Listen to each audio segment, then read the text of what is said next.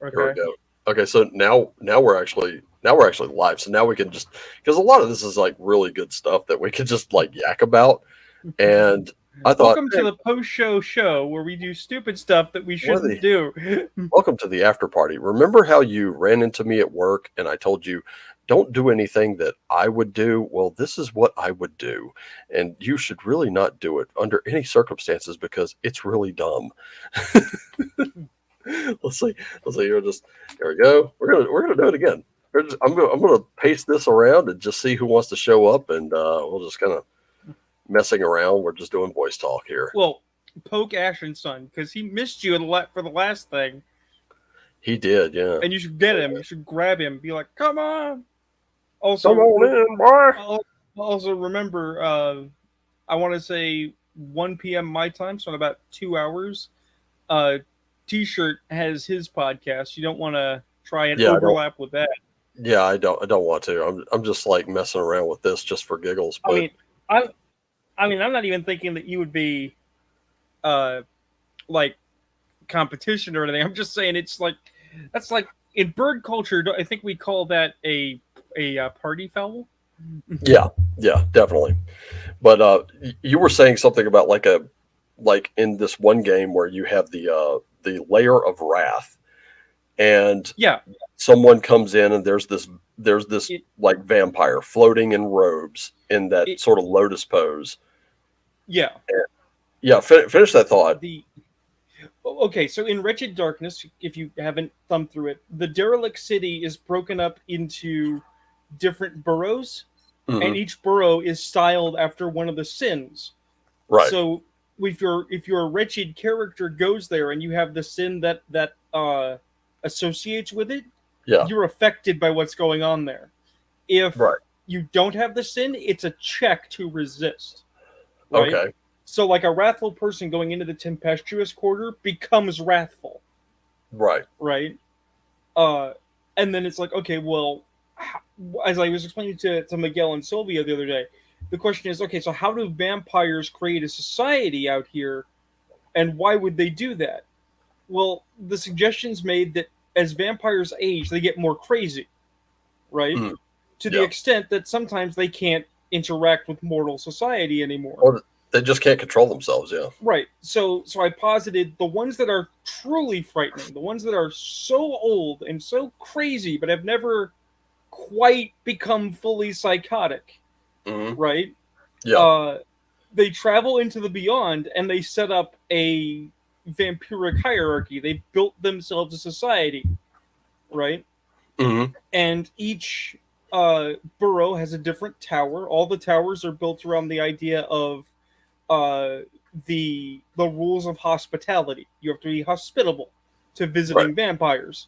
Yeah. Uh, and they have different theories and philosophies that they posit, like where am I? How did I get here? What's my purpose?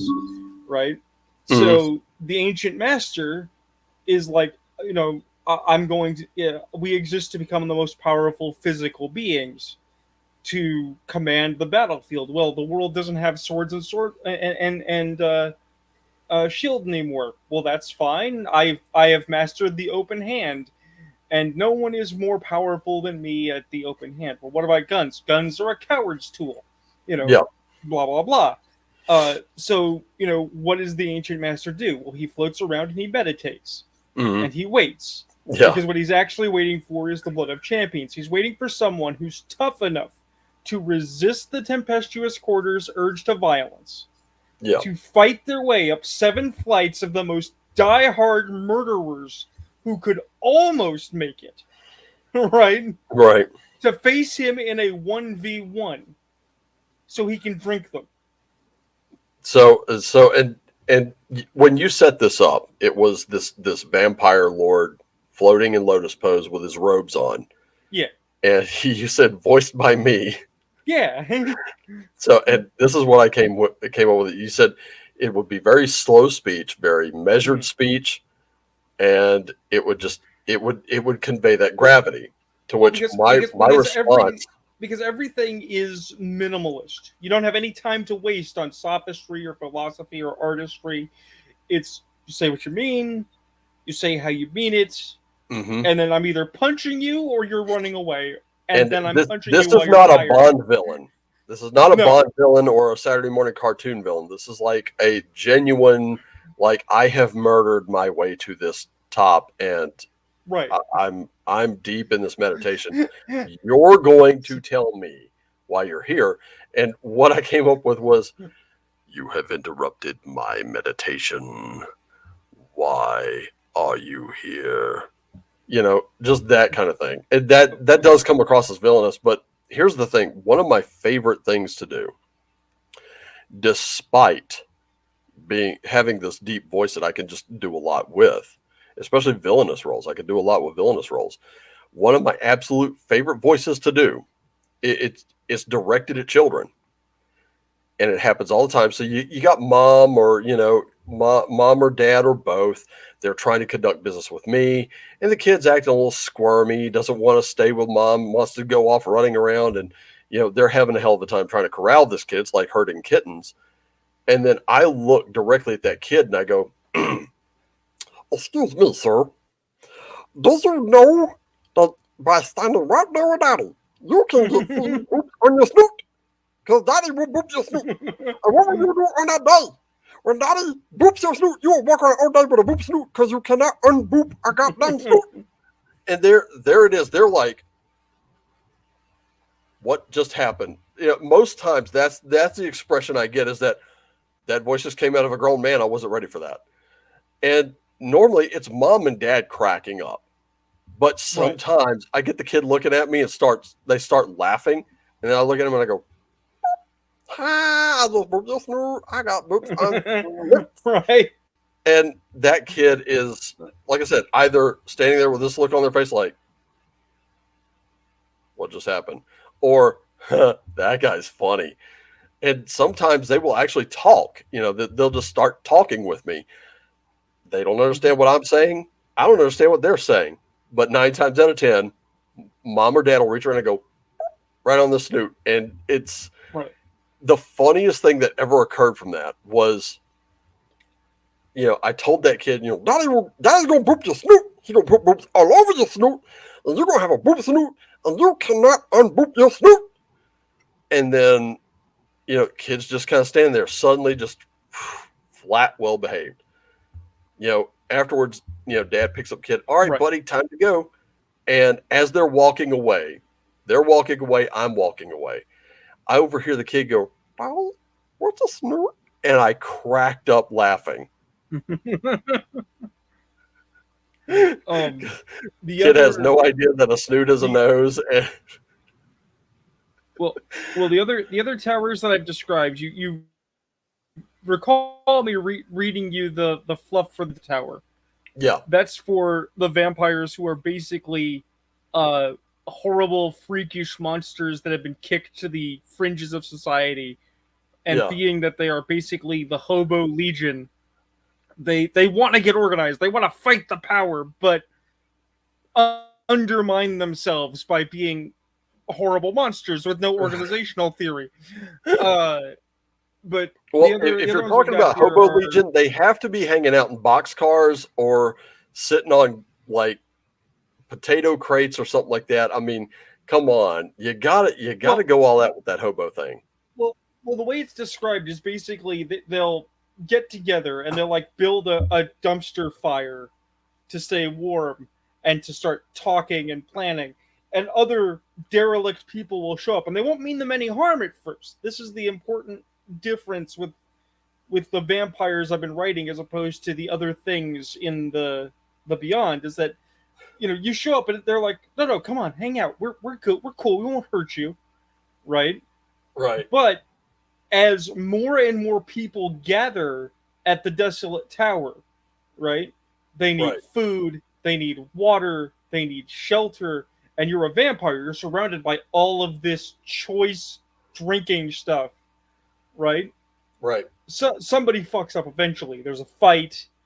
There's there's an argument. Somebody is just so hungry they lose it, and then they murder each other in just this orgy of mass violence as everyone's trying to eat everyone else, right? Oh no. But in the cyclical nature of the Beyond, it doesn't matter how many times the desolate tower falls, it always starts being built up again.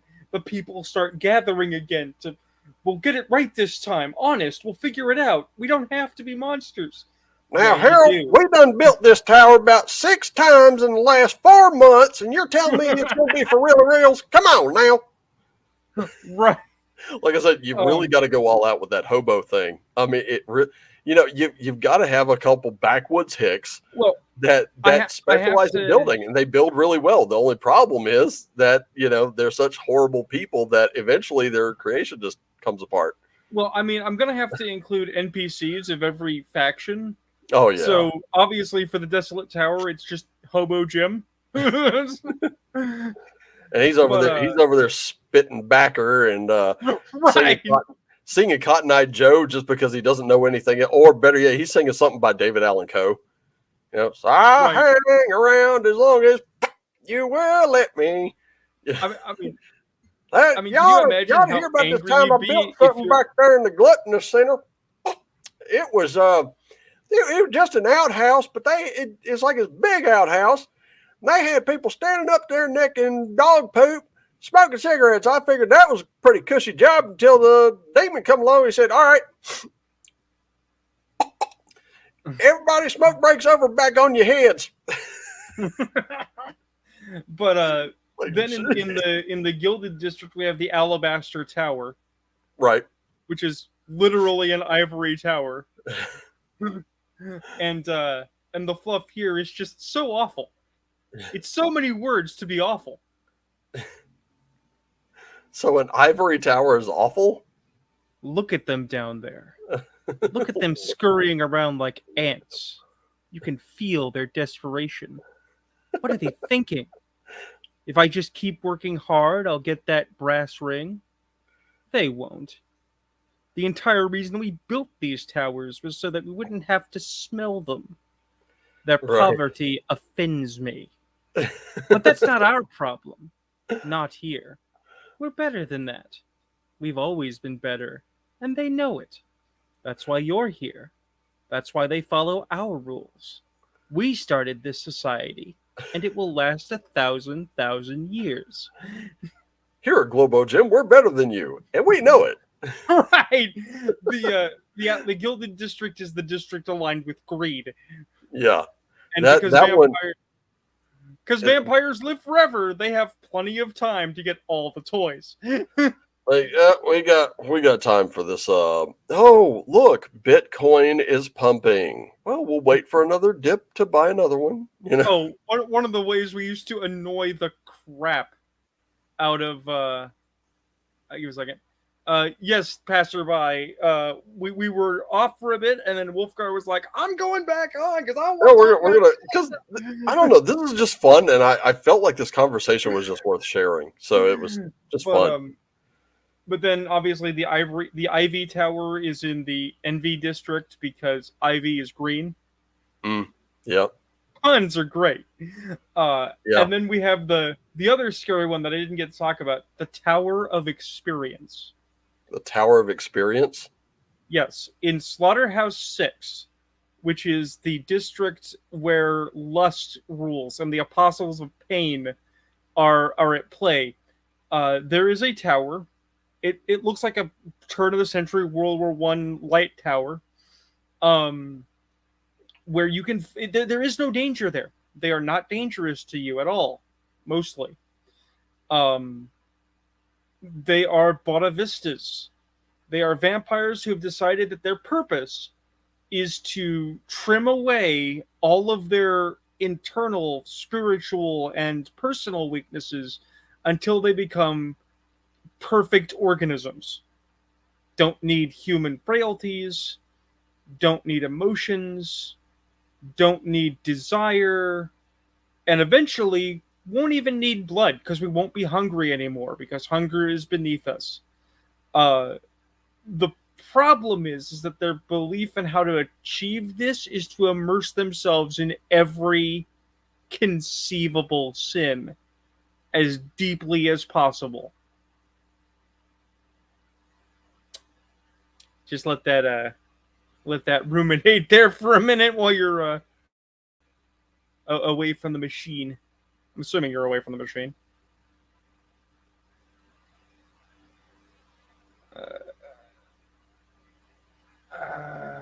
Let me look over here. I'm going to see if Ashen Sun is about, because missed out.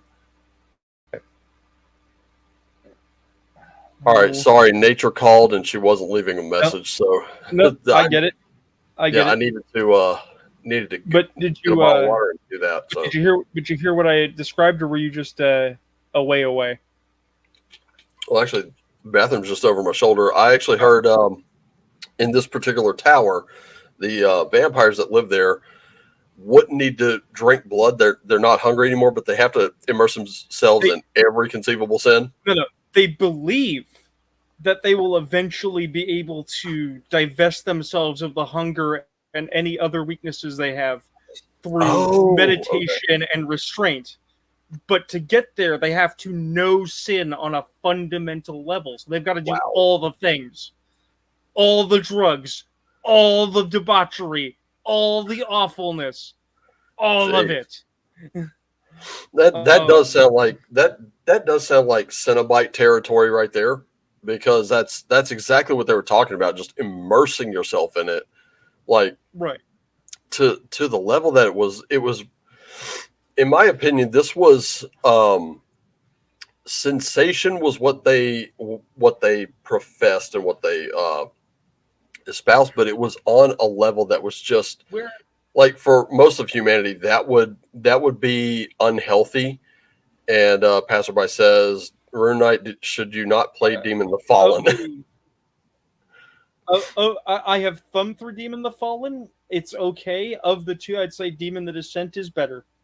The thing is that Hellraiser 1, and more accurately the Hellbound Heart, and somewhat Hellraiser 2, get it. They're okay. The problem is really, even though I have a soft little spot in my heart for Hellraiser 3, cheesy as it is, once they started clearly asserting the idea that the Cenobites were from quote unquote hell, they missed a step. The Cenobites are not evil. As horrible as that is to say, they are completely lacking in morality, which is just as bad. Yeah. They don't believe in our limitations. Passerby, Cult is a game I really have not gotten around to yet. There's a bunch of them, like Hyperborea. I actually have second and third edition Hyperborea in PDF. I don't have it in print, at least not yet.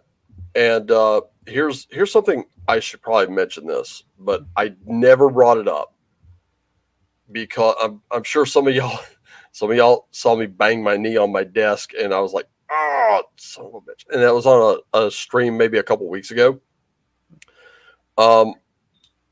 My RPG buying is going to have to be curtailed for a while, and that's because, believe it or not, I was in a car accident. Now, all that happened to me was a bruised knee.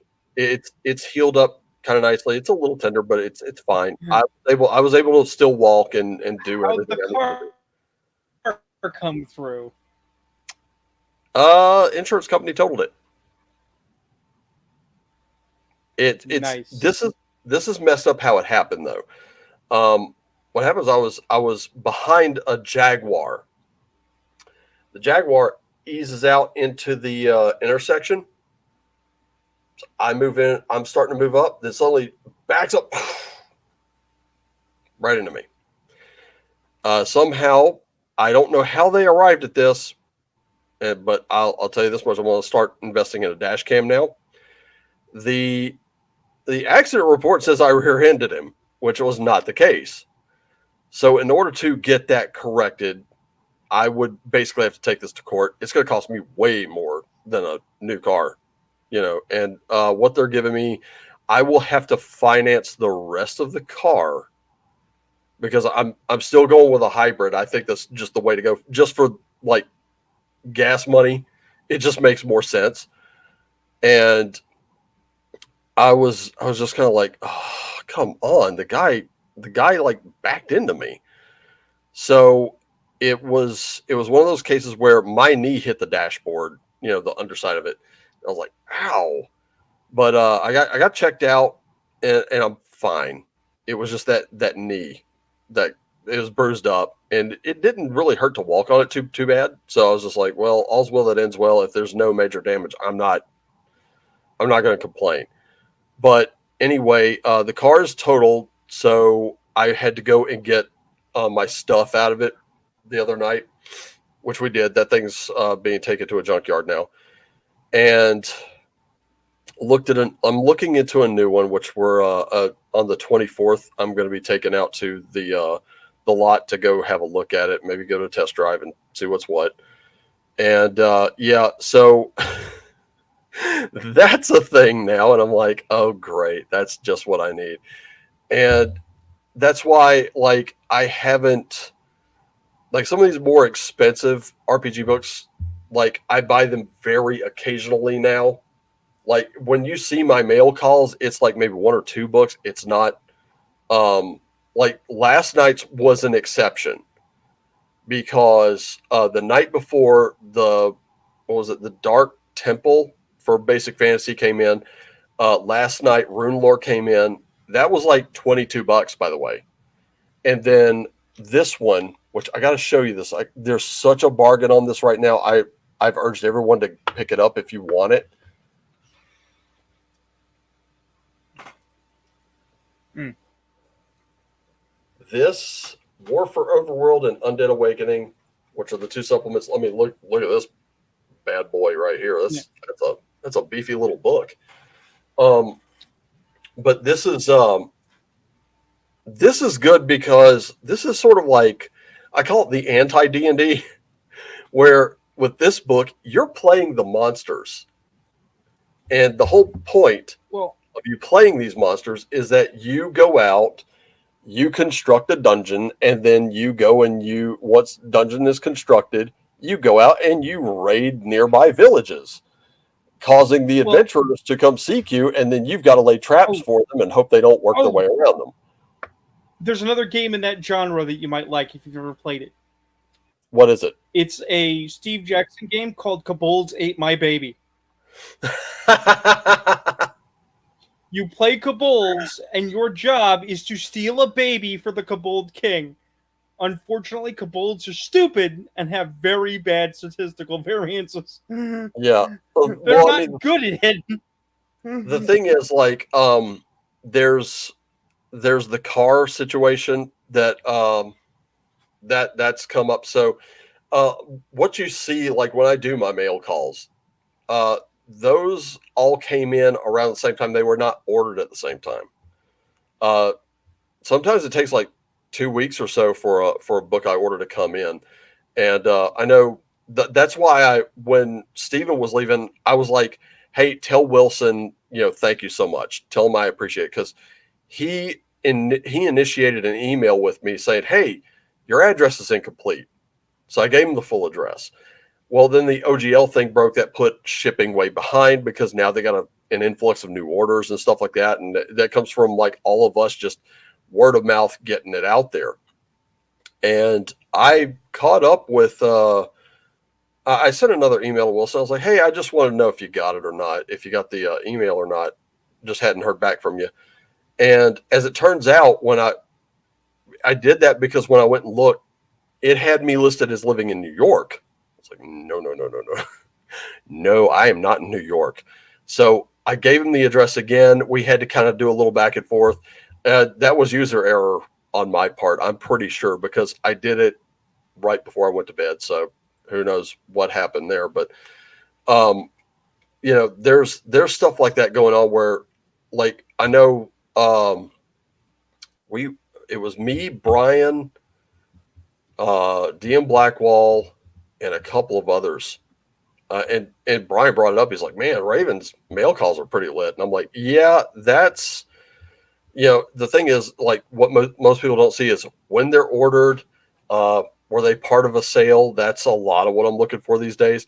And of course, sometimes like a mail call, there have been books that did not go into the mail call because it could be for whatever reason. Either I'm not ordering from that company ever again, or maybe I just found the experience wasn't great.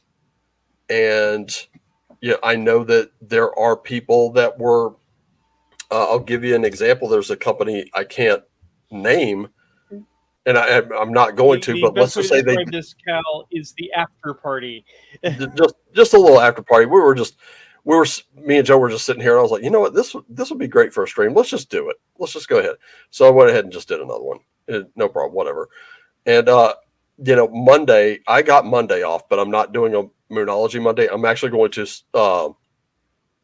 going to actually try to teach myself OBS again. I was using OBS for like recording videos. Now I'm gonna try to do live streaming from it. So get ready for some growing pains, ladies and gentlemen. That's just going to happen.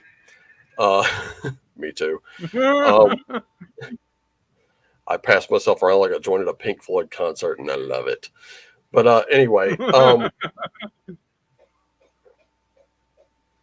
the long and short of it is, like, a lot of these $50 plus books, they're very, very occasional buys. And on top of that, I'm running out of room.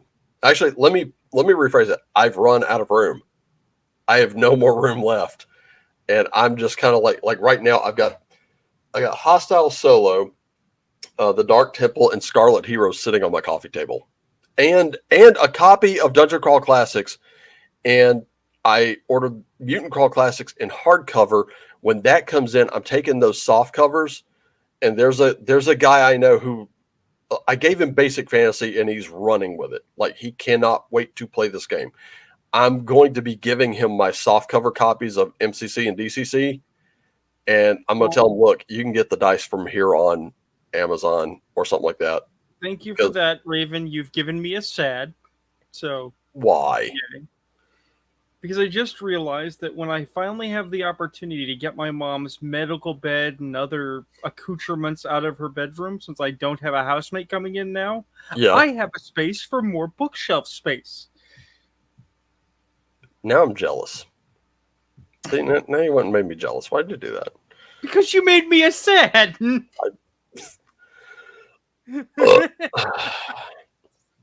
But that's like the stuff I'm going to be doing. So a lot of the buys that I've been doing, I'm not going to be doing as much. And if I do, they're going to be again like Wretched Verse level buys. So like $30 and under. It's just one of those things that I'm looking at my collection now, and I'm like, at this point, a few things aside, I really got all I need, I think. I mean, I don't know that there's really much else out there that... Although you're asking Lord Mateus to give you more books. Well, yeah, the old World of Darkness books, I do want those because, that is something I do want to share with others. I do know some people that I would like to show that off and be like, this is how we played in the 90s, or not in the 90s, but in the 2000s, early aughts, and it was a lot of fun. Here's the thing. But the only problem is the people that you want to play, like the people who would be interested in playing VTM, they have kind of a tenuous grip on reality as it is. And that's the only problem. They want to play that 5th edition crap, and I'm like, nah. Well, here's the thing that is not a popular opinion that doesn't get talked about a lot.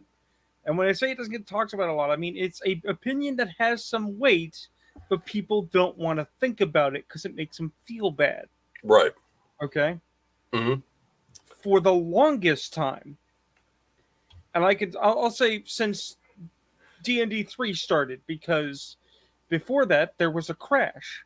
And I was going to say earlier in the conversation we were having with the guys that I actually had reassessed it. I didn't think it was so much of a crash, perhaps, as the marketing was less amenable to finding new games. Role-playing games have been living large outside of their niche. And I don't mean that in a social sense. I don't mean that in the sense of gamers should hide in their closet. I mean, when you look at how much money WotC has made in the last 2 years, and they expected that to be perpetual, No, No, no. no, not at all. Role-playing games, like video games, like computers themselves, like so many media forms, like movies in a theater, have become too expensive for the average consumer to consume, Mm, right? Now, yeah. I'm not saying I don't like hardcovers. I'm not saying I don't like big books. I'm not saying that we shouldn't have those things or those shouldn't be options, right? But Right. then if you're going to offer the same book for PDF, don't expect me to pay the same $60 I paid for a physical.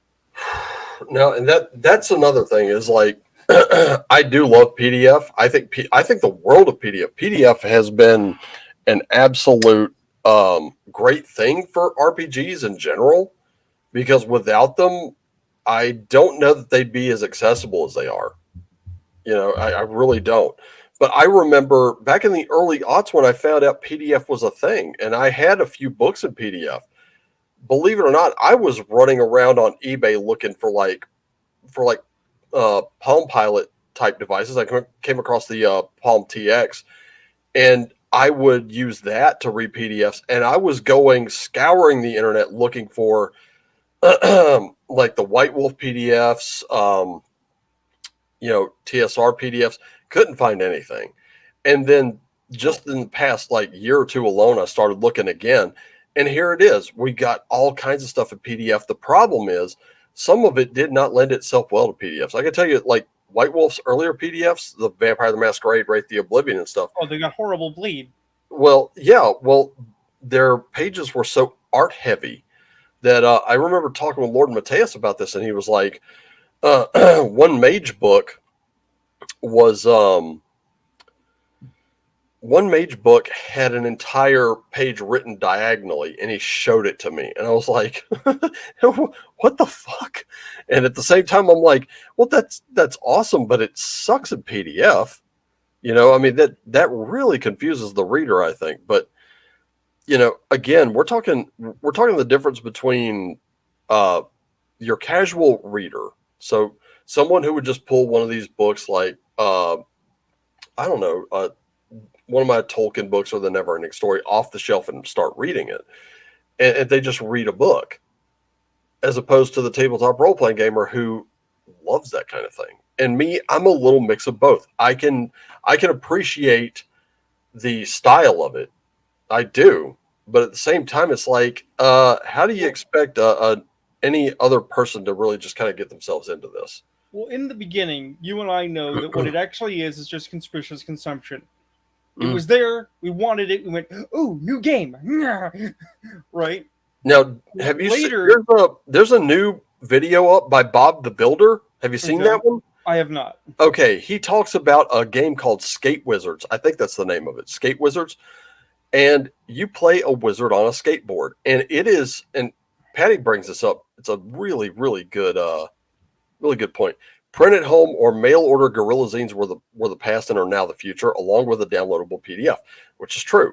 This particular book, which it's not a big. I don't think it's a professionally printed book. I think it's just it looks like a saddle stitched original Dungeons and Dragons type book, but it focuses on like the wizard itself is very powerful, but the wizard's skateboard can be beaten up and broken. So you have to keep that in mind, and you have to do these gnarly skate moves, throughout the dungeon that power your wizard abilities or whatever. And I thought that's pretty cool. That just looks like a fun game to play. Who knows what it's going Well, to bring? well, later, after conspicuous consumption, uh, for some it became preservation. We're collecting these PDFs to save games that aren't in print anymore, right? Right? And that's true. And now they call it piracy. Let's see if I can find it. Because Oh, they Skate figured out that there Wizard. was money in old games, and now they don't. Oh my goodness. Oh, this is cool. And look at this. This one, I'm going to show this to you because it's really awesome. Okay. Get ready for this. So cool. I mean, I must also tell you about a game I think you'll enjoy, but I'm going to ruin my throat to do it. Here it is, right here. Skate Wizards. The zine and cassette pack, $27. That is not bad. No, And you that's get pretty all good. this stuff with it. It looks really cool. I'm looking at it. I'm like, wow. Oh, you even get a sticker. That's cool. I could slap that on a notebook. Yeah, but how Loot many the people have a body. thing to actually play the cassette tape? I do. I I'm an do. old Yeah. man. Full dice kit. So you get all the dice. It says colors will vary. Original music by Loot the Body Band. I wonder if it's just cool hit music to check out. But shipping include so shipping included. And wow, this is so cool. And let's see what else I got in terms of products here. They have Skate Wizards with download codes and sticker. That's $15. Skate Wizards Loot the Body available on Bandcamp, so you can get the album by itself. Packet of 5 stickers for $5.25, and then the Skate Wizards digital PDF on itch.io $5. So I don't know. I'm kind of thinking, do they have PDFs with Oh, this one? I wonder. I bet they free digital download of Skate Wizards PDF, which will be included with the packet. So yes, they do. okay. And I this is let's see. You are a member of the Hermetic Order of Skate Wizards. So yeah, you have to do your wizardry on skateboards. That just takes the wizard is the weakest member of the party from well, it takes it completely out because the wizard is it. This is well, so cool. there's a clip that is getting passed around. Brennan Lee Mulligan is talking about how dumb it is to only give XP for combat because that would mean that little wizard children going to wizard school would meet with their professor, and the professor would be like, "Okay, children, today we're going to go out and kill goblins." The thing is that I'm sorry, you've missed a step. When you're playing a wizard in a fantasy role playing game, you are probably 60 years old. Yeah. Well, I mean, that's the thing. Like, we're still not sure how old Gandalf was. He was just very old. Well, he was We also know not human. He was we a Mayahar. true. We also know like Raceland Majere was human, but he was like gaining the power he did, which was limited, jacked him up. And See Patty, ya, Patty. thanks for stopping in Uh, again, man. well, well, then you have the other one. I always find this an interesting one. Uh, Lots of people like to point out that Elric of Melibene was helpless without Stormbringer, right? Except that's not true. He needed his drugs. He needed his treatments. He was more or less an invalid. But while his fellows and his subordinates were off doing horrible chaos rituals and murdering people and losing ground to the young races, Elric Hmm. was doing this weird thing called reading. He was one of the most powerful mages among the dragon princes of Melibene. Yeah, he was like just reading it. I read it in comic book form. I checked it out from my library Right. and just read it that way. Um, as a matter of fact, I had a girlfriend who had all the books, the entire series, in novel form, and she would read them like once a year. And she would tell me all about them, but she never mentioned that Elric was sick in any way. She just mentioned he was cursed, and the curse was he had to live this life of adventure. And I was like, okay, I could kind of see that being a curse after Well, you've done it for so long, yeah, but because you can never stop. yeah, you can never stop.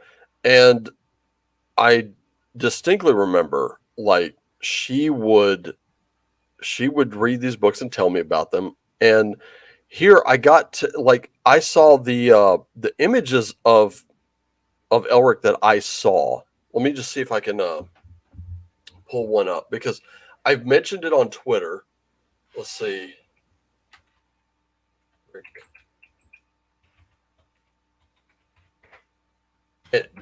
let's see. I need the images for my search because there were some that Elric seemed a lot more stout than what I saw in that comic book. And then his sword Stormbringer, with every artist rendition, looks different.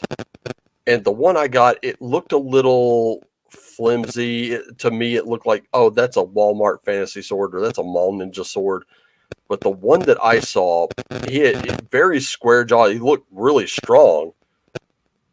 Still very albino looking, and his sword looked more like a claymore, like a big Scottish claymore than anything. But wow, there's like a lot of repeating art here, and I'm still trying to find. Well, someone made him look a little bit like Geralt the Witcher, unless that just, well, actually, okay, that's Geralt and Elric side by side there. Because a lot of people have pointed out that Geralt and Elric share way too much DNA to be a coincidence, compounded by the fact that Spakowski won't cop to it. He won't either actively deny it, nor will he actively admit to it. He won't even say that he was inspired by. He's just playing in between, and it's like, come on, man. Okay, so this is about the closest I can get here. Let me see if I can bring that up. Okay, here we go. I'm going to share this. This was the Elric image that I know. And I'm sure people have seen this before. It's nothing new. Let's see. Where is it that? Yep, it's that one. Share this one. Okay. So there it is. Mm-hmm. So very squared. Yeah, very square jawed. He looked a lot stronger than what he was. In the comic book, he looked so frail that I was like, how in the hell is this guy ever going to be this like mighty adventurer that I've been reading so much about? And I read through the comic series that night, and even though I thought the sword looked a little janky, he looked a little too thin, but overall, you know, it's like once he got out from under his viziers and his apothecaries and stuff like that, he seemed to actually, it seemed like they were the one causing him to be frail. Well, it doesn't help that he's a soul vampire. Yeah. So Stormbringer eats, and then he is empowered by it to keep doing things. That's why it's so important that later, in the series, he finds the super drugs and moves to Tanalorn. And it's like, I don't need to adventure anymore. I don't need Stormbringer. I'm free. Until, you know, the end of the world catches up, and he's like, well, crap. Yeah. And this is true. He seems frail without his sword. He did. But also, I think during that entire time, he was also under his alchemists and all of his all the people attending him. So there's that as well. Cadus, no, there is no super chat option. I do not monetize this channel. I just don't. Look, YouTube just released some new rules. I have not read them, but I've heard about them. And they include no cussing. And we do that here. As a matter of fact, we've kept it to a minimum today. They don't consider hell and damn to be cusses, but if you say, you know, something else within like the first 30 seconds, that was an old rule. If you say something in the first 30 seconds, that would get your videos demonetized. There was one Australian comedian, because Australians tend to lean a little on the profanity a bit. And this one Australian comedian would just sit there for 30 seconds and say nothing. And then after that, he would open up and start talking. And then, yeah, that fell well into the rule. Now, under the new rule, a lot of his videos are going to be demonetized. And I know there are YouTubers like Joe from After Prison Show. I don't know if anybody's watched that. If you haven't, check it out. Go back and watch some of the older videos where Joe Guerrero tells a lot of his prison stories. You know, I have. They're good. Lockdown 23 and 1. Those prison YouTube channels like Well, like those two, Jessica Kent, uh, Christina, what Wait, was her name? that needs to be a genre of video. I want it It now. is. It is. No, no, It's a genre. no. You know how there are D&D horror story videos? Yeah. I want prison D&D stories, not Prison stories D&D. about D&D, not stories about D&D where characters in prison. I want stories from prisoners about their D&D campaigns. Well, actually, Josh over at Lockdown 23 and 1, he said sometimes they would play D&D. So I think he was mostly like a card, like a poker player or spades player, something like that.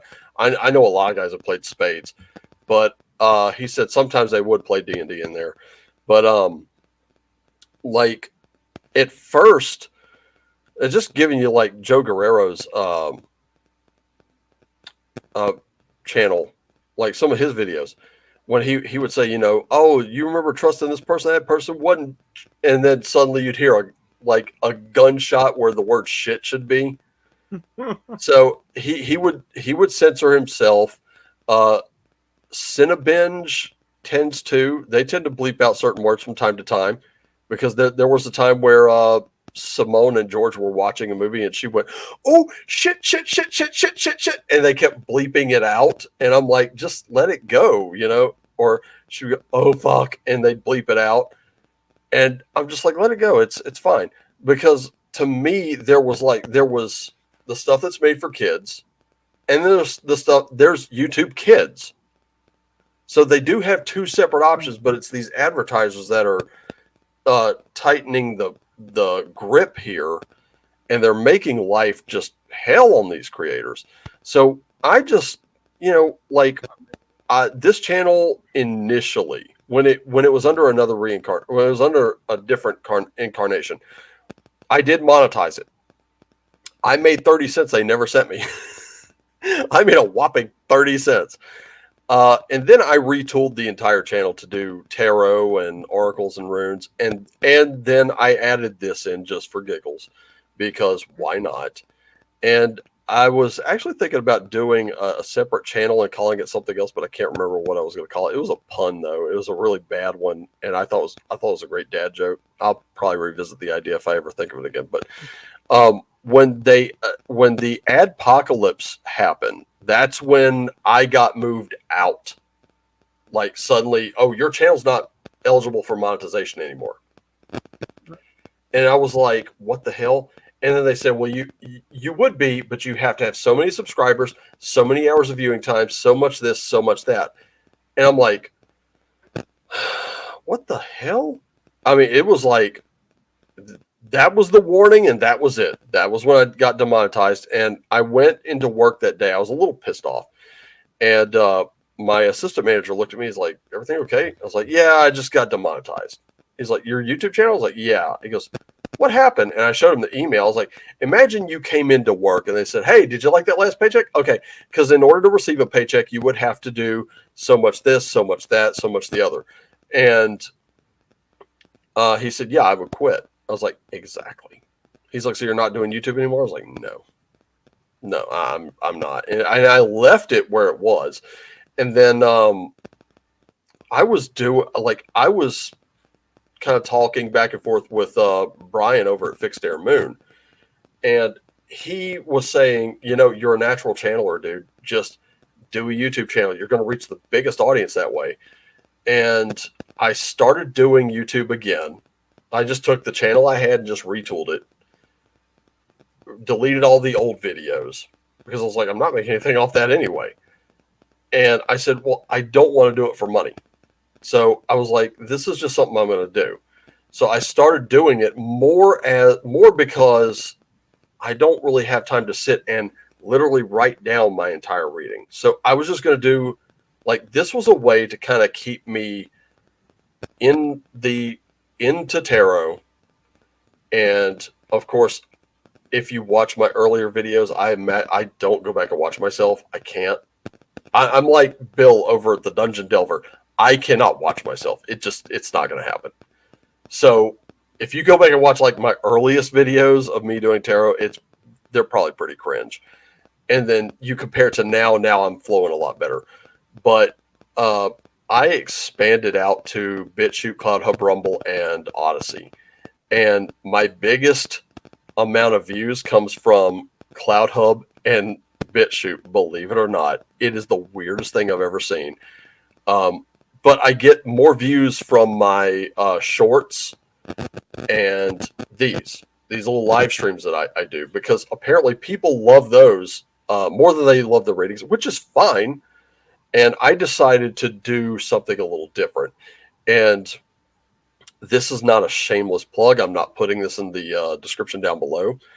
All right, Cal, I'll see you later.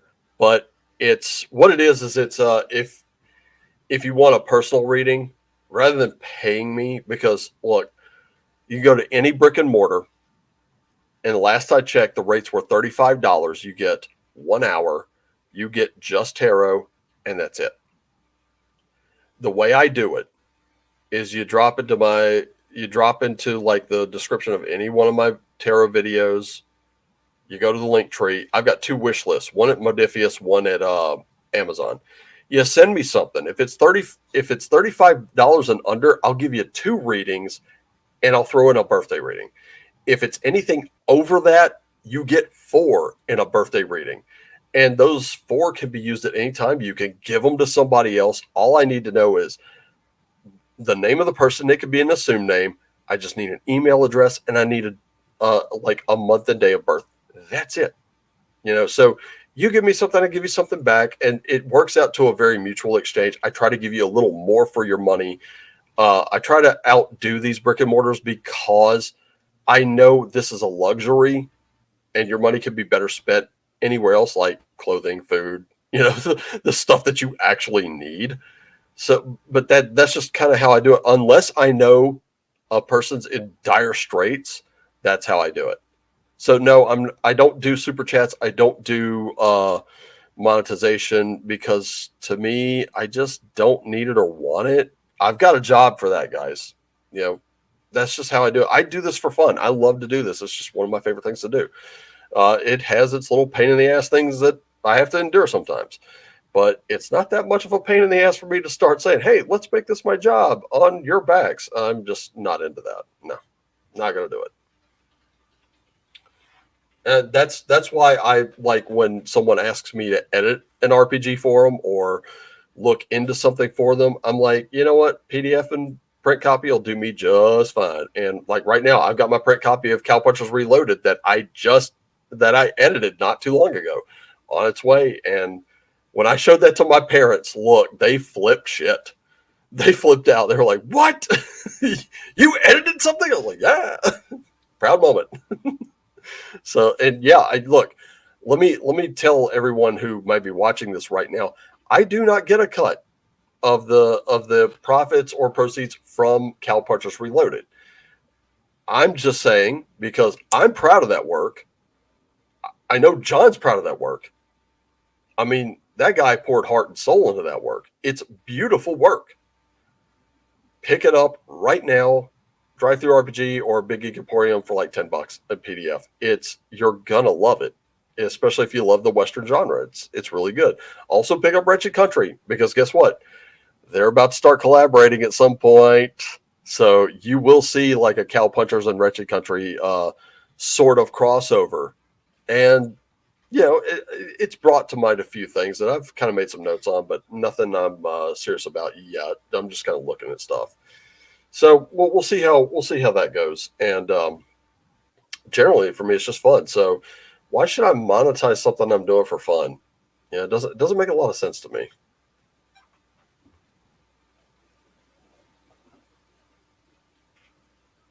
I'm still here. I'm just I was like, boy, that went quiet. while you're while you've been while you've been discussing, I have been looking up a quote from yet again the eminent text of the Black Pants Legion. Is intrinsic to what you're talking about. I just don't want to send you to a link to have you watch the first minute of a YouTube video, so I'm copying down what he's. You can I will recite it, but No, man, I get it. YouTube is a terrible place to work. It is not a place that I would want to get a job now. And, Eric Fabiachi just made a recommendation, Mutant Future. And this one from Goblinoid Games, I actually have it. And he said, speaking of post-apocalypse, here's something for free. And yes, it will work with CNC, no problem. And I told him, I was like, I actually have that. And here's the thing, I bought it on accident. I just went to check it out. How it ended up in my cart, I have no idea, but it ended up in my cart with something else on Drive Through RPG. And I clicked buy before I actually knew what was going on. And when I found out I'd purchased it, I was like, well, let me have a look at it. I'm not going to ask for a refund right off the bat. And I looked at it and I was like, yeah, this is actually kind of cool. I think I'll hang on to it. How much did I pay for it? Oh, five. I think it was like $5 or something like that. And I was like, yeah, I'll hang on to it. Looks like fun. And I was like, yeah, I want to keep that one because it's pretty cool. But like, I think let's see, what's this? Tactics and Adventures TTRPG system, a John Carter production. Because who doesn't like TNA? There you go. I love that. Hell yeah, dude. Oh man, I'm stealing that meme. Oh my god, save image as. That's great. I love it.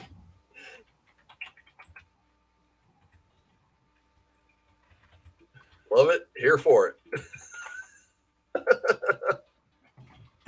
Oh, I'm putting this up on screen because this is just too good to. This is too good to not do. Oh my gosh! In fact, I got to open that one because it was great. There it is, right there. Tactics and Adventures. Let's go back here. Present, share screen. Yes, I know. Thank you very much. Window. Boom. Share that thing. Look at that.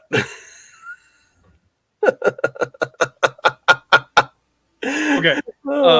Great. What is the rest of this? There we go. Get rid of that. Yes. So I'm gonna read you this thing real quick.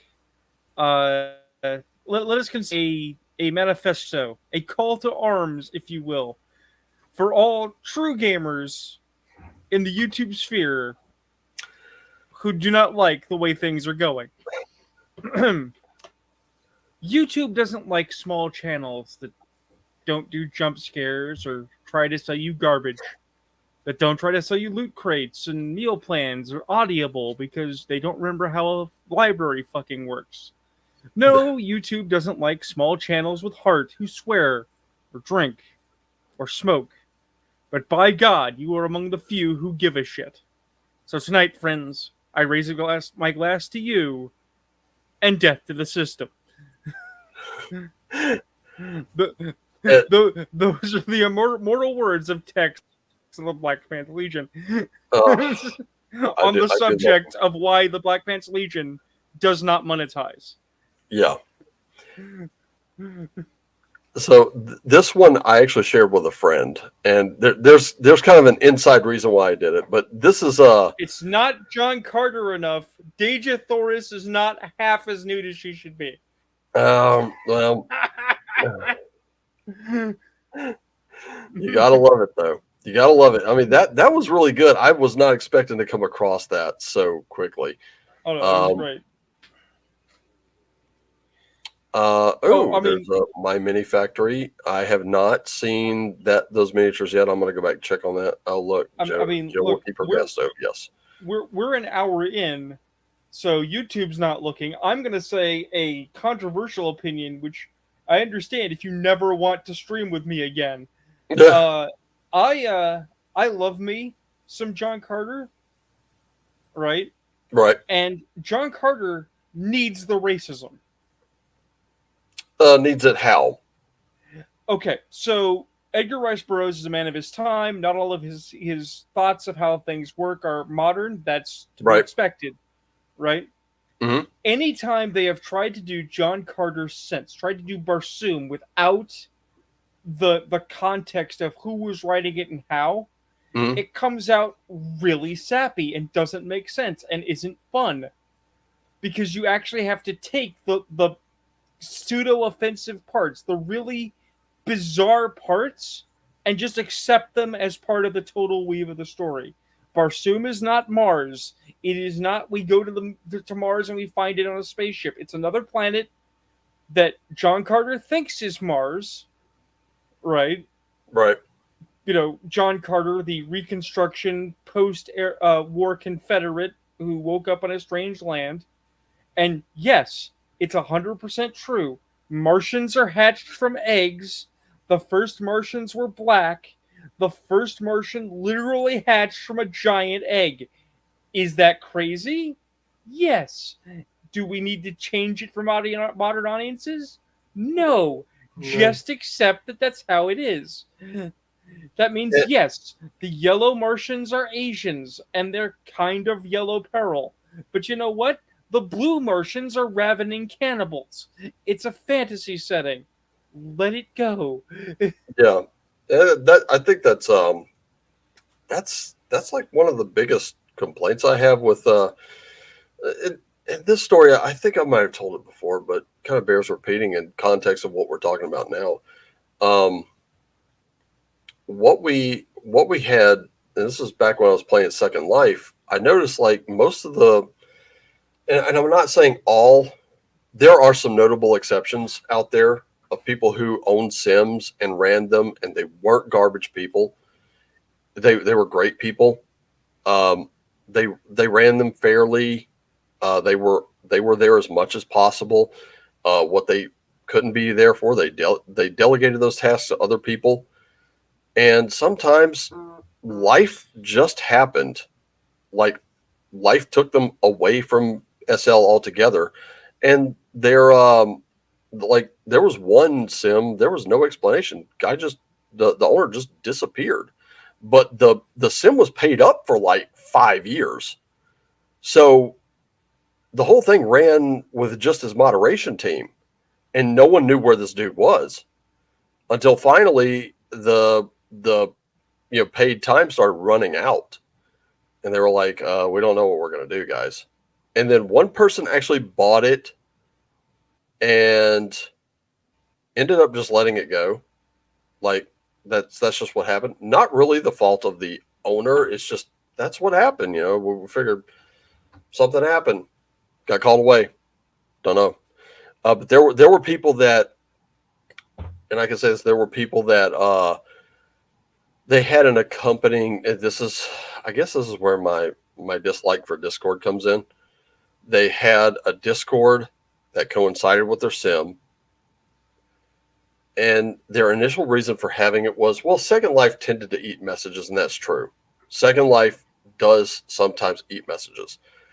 So what they did was they were like, well, we have a Discord. If you get on that, you can message us directly. You can directly interact with us. You can, talk about your ideas and stuff like that. We'll see if we can work them in. And it started becoming this ivory tower for them where they were like, and I noticed it. I noticed it from being there for a while.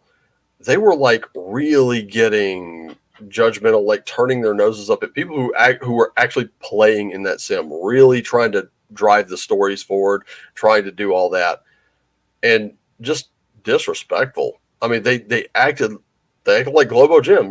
We're better than you, and we know it. And so after a while, the Sim's dying. People are coming up with ideas. Those ideas are getting buried by the favorites of some of the upper administration. And it's just, I mean, it's dying. Like you go to some Sims now, they're ghost towns. And it's like, what happened? This whole sim has a great concept. What happened? Well, they're not around anymore. They're over in Discord. It's And it's why I don't hang out with the non-org related LARP people. mm-hmm. I will still talk to people from orgs who I no longer participate with because they're cool, but I don't talk to the non-org people, and the reason is because they're people who didn't like the org, so they left, which you'd think I would empathize with, right? Right. But their genius solution was not only to make their own version of the org on the low scale, right? but Right. then to be just as shitty to each other and outsiders as people had been to them. Yeah. Okay. They don't use Discord. Why don't you use Discord? We don't like Discord. Okay, well, what do you use? We use Slack. Okay. Yeah, use the Slack to schedule. All right. Uh, can I get Which a kind of ride makes to sense, game? but at the same time, it's like, okay, and how many people are actually using that now? Well, that's the thing is that I got it. I used it. I tried to schedule. Nobody could come and get me because they Mhm. didn't give a shit. Right. But Yeah. there was a real problem. They would always tell me, it's like, well, Joe, you really got to get into our mailing group. You really got to interact. I'm like, no. And they're like, why? It's like, because I come to your troop game once a week, sometimes twice a week if we have one on Saturday and Sunday, Mhm. right? 52 weeks a year, rain, snow, inclement weather, lightning, nothing will stop me from getting to this game. Yeah. But my week belongs to school and chilling out between game sessions because I need to not be at games sometimes or I lose my mind, right? Right. And people are like, but why, Joe? Why? It's like, because I know how you guys talk to each other online. You guys say things to each other via internet web space that you would never say to each other's face. You Yeah. guys are not nice to each other. And Yeah. constantly he will look at me like, I don't know what you're talking about. It's like, bruh, you live and die by the drama. What do you mean you don't know? Yeah. But I was talking to a friend of mine, and I was like, I remember, and this was a couple, maybe 2, 3 years ago. I was just like hanging out. Things were dead, and I'm hanging out with this friend of mine from England, and I was telling him, I was like, dude, you know what? And we were just kind of sharing our respective woes here, and I was like, I remember tabletop gaming. I was like, and I've been giving a serious thought to going back to it because, quite honestly, dude. And at first he was like, well, what do you do about all your friends here and stuff like that? I was like, well, dude. I was like, here's the thing. I was like, if we're on cam and I can share a map, we can do all the same stuff over some instant messenger.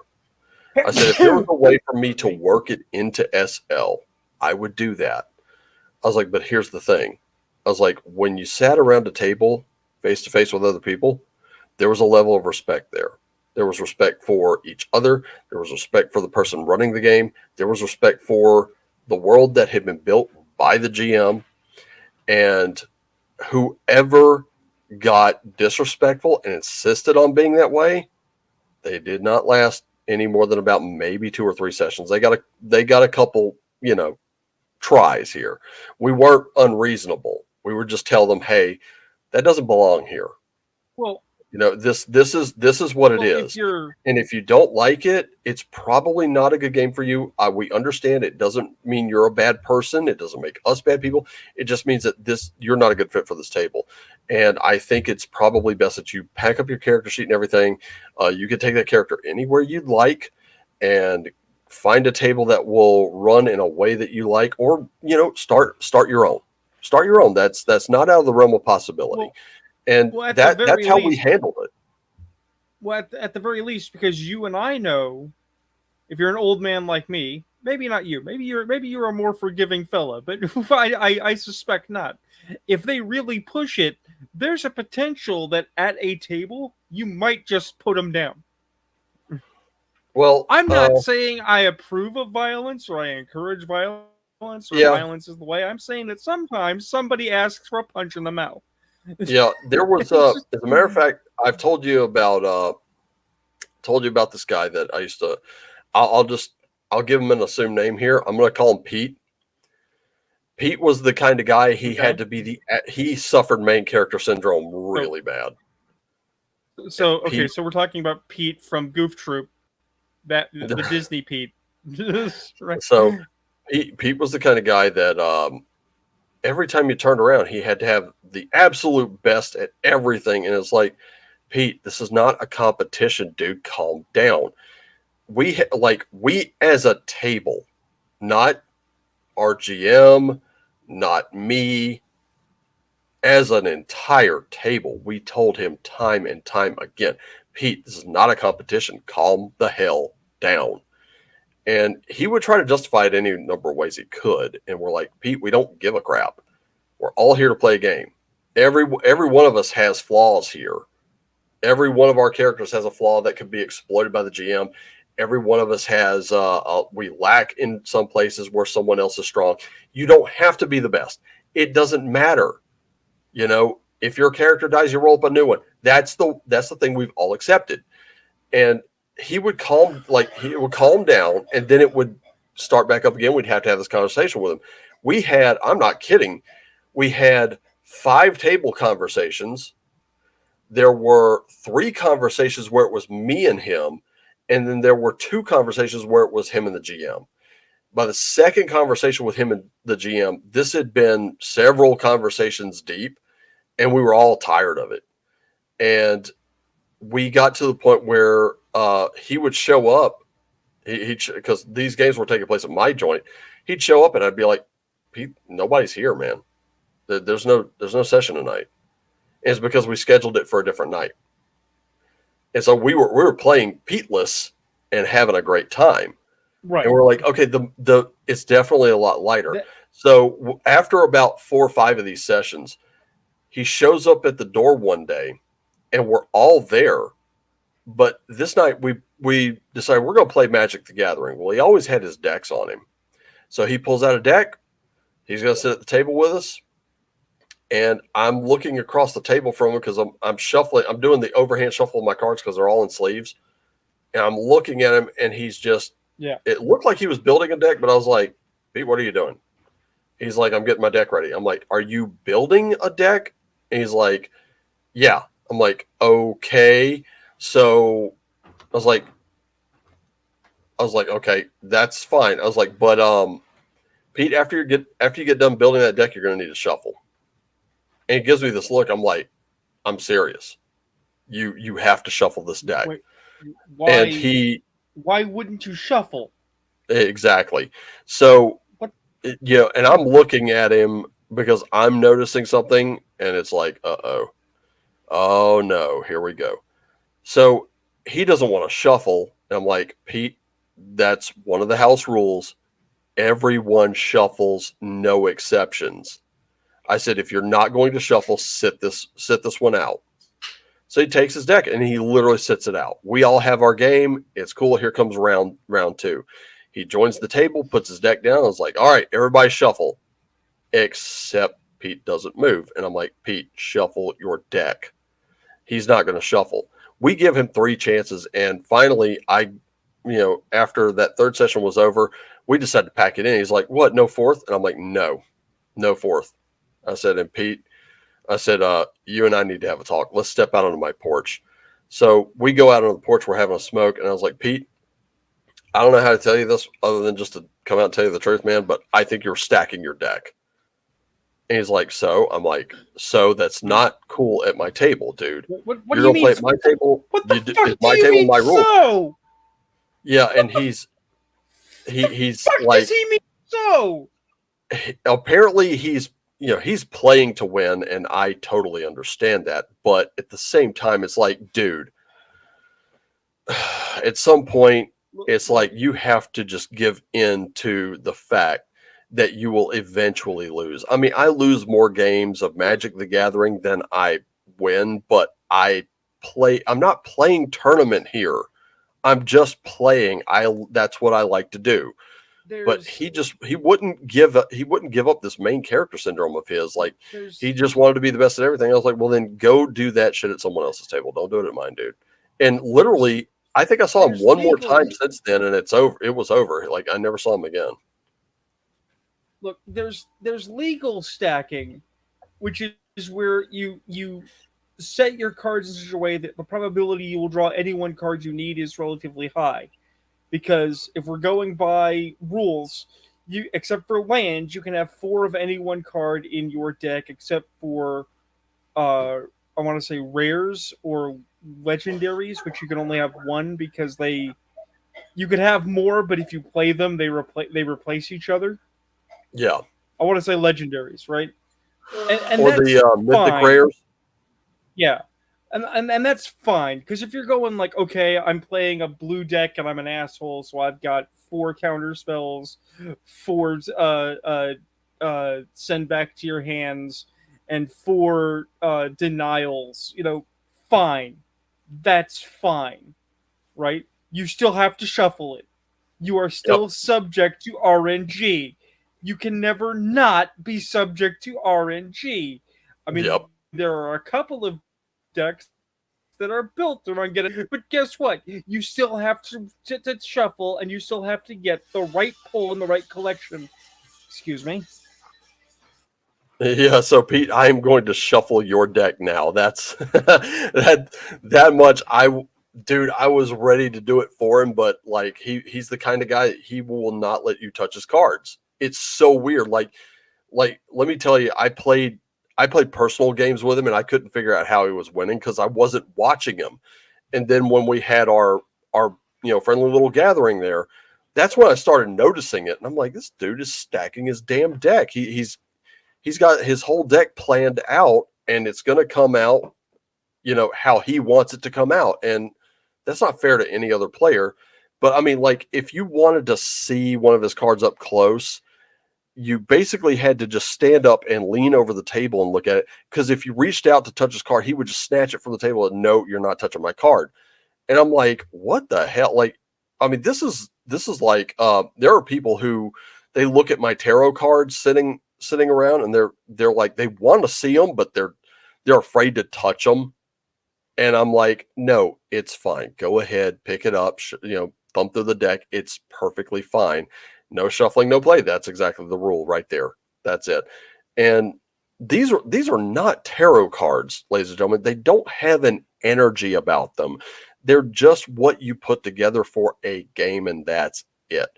And this guy just, Pete could not get it in his head that we would not allow him to do that. I mean, the thing was, everything was a competition with this guy, and we got to the point where we're like, that's it. There's no, like, I told him, I was like, whenever you get this behavior in check, whenever you get your head in the right space, we'll go ahead and discuss it then. But until then, dude, don't come around this table with that shit. It's not welcome. And I didn't tell him he was unwelcome. I just told him his actions weren't welcome. And like I said, I might have seen him once before I moved, and then I never saw him again. And I got back into Magic the Gathering when I moved up here because I met a couple people who were avid players.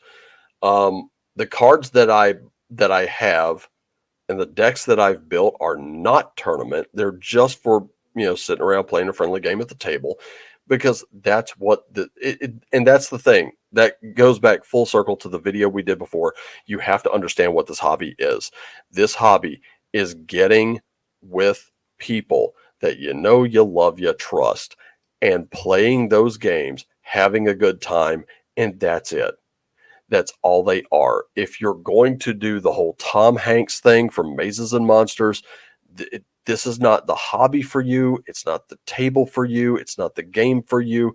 And that's okay. You got to find something. Build model cars.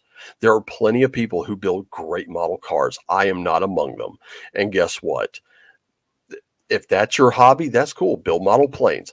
That's cool. If your hobby is going out and hiking, doing through hikes of the Appalachian Trail or whatever, and setting up all that kind of stuff, I know people who do it, and they live very minimalist lifestyles, let me tell you, because they have to save and they have to sell things and they have to do things like that just to fund it. That's your thing, man. If your hobby is technology and building little robots to do stuff, that's cool too. No matter what your hobby is, you have to look at it for what it is, a hobby. And you have to be able to treat it with some level of respect, to the point where you can detach yourself from it and say, guess what? I bought these books. I bought this box set. I bought these cards. I bought this, that, or the third. And this is what I'm doing with it. This is how I'm going. This is the constructive use of my time. That's what it should be. If it's not, if it's a constructive use of your time, if it allows you to create, if it allows you to explore that part of yourself, that one part of you that I have said before in my readings to all of you over and over again, that godlike power to create. I don't care if it's just putting together a kit, you're creating something out of parts or creating something out of almost nothing. I don't give a crap what it is. If you're just the type that loves D&D because you like to make terrain and paint minis, that's your biggest love of it. I have no problem with that. But if there's something in there that's such a hang up for you that it's just getting in the way of everything else, get out of it. It's not helping you. In fact, it's hurting you. And that's your Three of Swords moment right there. You have got to get away from the shit that's killing you. And right now, Wizards is showing us full scale that kind of thing, that lack of balance we talked about earlier between the business people and the creative people. That lack of balance right there is what's killing D&D. It's what's killing Magic the Gathering.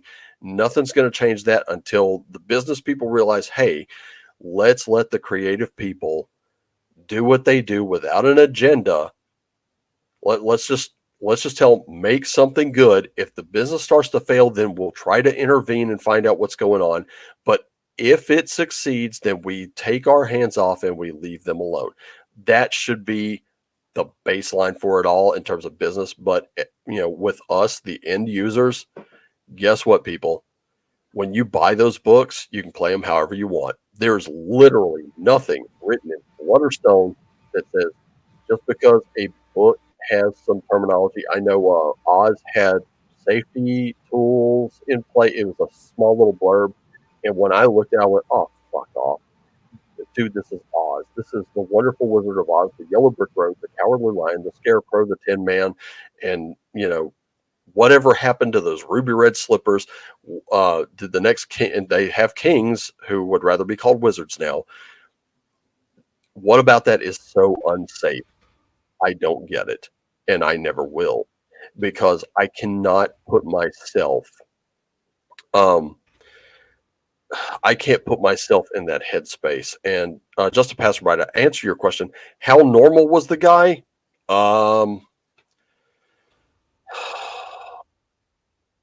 Let me put it to you this way: he really didn't have many friends. Like how we met and how he kind of latched on to me and my group, I don't remember, but I do know he didn't have many friends because he was always around us for a long time until until those little incidents with Vampire the Masquerade and D&D and whatever else we played started becoming a thing. I don't really know how normal the guy was. Like I've never been to his place, so I couldn't really gauge that. Let me just put it to you this way: if you saw him on the street, you probably would just walk right past him.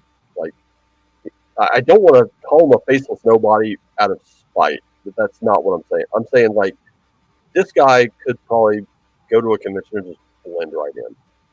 Like he would just disappear into the crowd. That's the kind of guy he was. And he was don't get me wrong, he was a good guy, but he just, I don't know. It was like he was a try hard. He tried too hard to seek everyone else's approval, and that's not what it was about. It's like, if we include you at the table, you're approved. You're approved. All you got to do now is play. That's it. It's as simple as that. That's just the simplest philosophy of it. And I just realized I went on a hell of a rant there. Wow. Okay. You did, but it's okay. I had to answer the phone in the middle, so okay. I wouldn't even hear from most of it. Okay, but baseline, the hobby is that's what it is. It's a hobby. Let's just take it for what it is. Look, if we're gonna play Gaslands Refueled, all you got to do is buy some Hot Wheels, jank them up a little bit to look like something out of Mad Max. Make your teams, bring them to the table, and we'll play. That's it. It does not have to go any further than that. If we're playing D&D, make your character. Let's go do this adventure, and that should be it. No more than that. It just really, that's it. That's all it needs to be. And we can kind of discuss details. Like I said, as a GM, I'm not unreasonable. Like if you want a backstory in my game, I'm telling you right now, you're building it. By playing the game, you are building that backstory So, because your 50-page backstory at a level 1 character, it gets his head cut off by a huge orc. Huh, wow, you weren't all that powerful, bud. You just negated your entire well, backstory. well, this is why I actually liked the background charts in Zenithar's Guide to Everything. I think not enough credit is given to those background charts because one of the things you can get when you roll on those rando charts is a bunch of siblings and parents and nephews and nieces and uncles. So it's like, yeah, your level 1 nobody died. They had family who might be adventurers, family Yeah. who might become adventurers to avenge your dude what just died.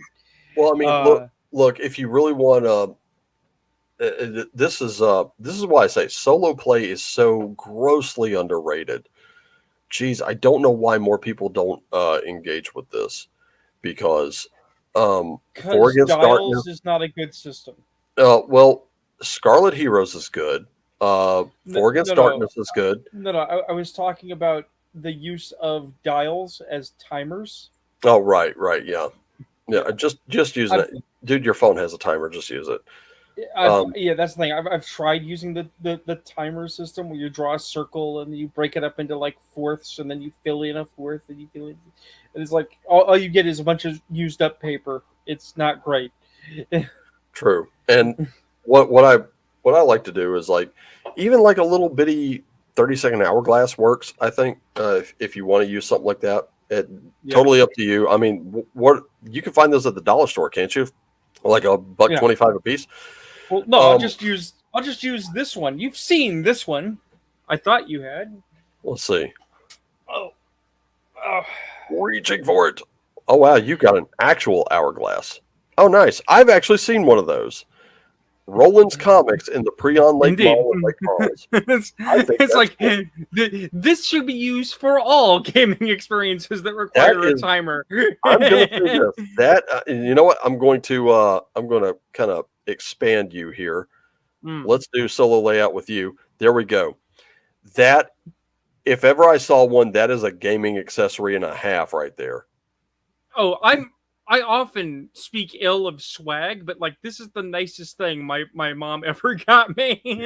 Very, because very cool. it's both cool and practically useful. Yeah. Let me ask you something Sure. because I just want to know. I'm seeing your water bottles there. You shop at Aldi, don't you? At Albertsons? No, Aldi. No, I don't know what an Aldi is. I don't know if we have those Okay. here. Because I'm looking at those water bottles and they look almost exactly like mine. No, I was recently ill, Yeah. and this thing it's difficult to track down a cause. What one thing of all the things made you sick? I don't know. So part of my supposition is it might be because I got lazy with remembering to put on my compression socks and drink my water. Yeah. So now that I am on the mend, it's like we're getting back on that horse. Got to drink them 4 bottles a day. Got to put on my socks every morning. Doesn't matter if I feel good or not because I've got to keep up on the maintenance to keep alive and functional. And just to pass by, yes, Aldi has shops here in the States. We also have, there's Aldi Sud is known as just Aldi here, but Aldi Nord, the other branch of it, is called Trader Joe's here, and they're Trader very Joe's similar. we do have. Okay, so yes, you do have like a sort of Aldi there, but yeah, Trader Joe's. I've seen a lot of people talk very highly about Trader Joe's. I'm an Aldi guy because we don't really have a Trader Joe's like very close by. But anyway, yeah, like you, I was I kind of got back on the bandwagon myself because as a matter of fact, in the last 2 days, I have not eaten much meat at all. Mm. I think I just had a sub this morning, but anyway, that's probably going to be the last. I'm not going to eat those as much. What I've been eating lately is a lot of salads, a lot of celery, a lot of fruits and vegetables, not much in the way of meat, not a lot in the way of cheese either. And that comes from I number one JD cartography. Actually, you know what? Believe it or not, I do have a Lidl kind of close to me. I think it might be a little closer than Aldi, but yeah, I do have a Lidl. I do. It's in fact, it's right near a Walmart. Believe it or not.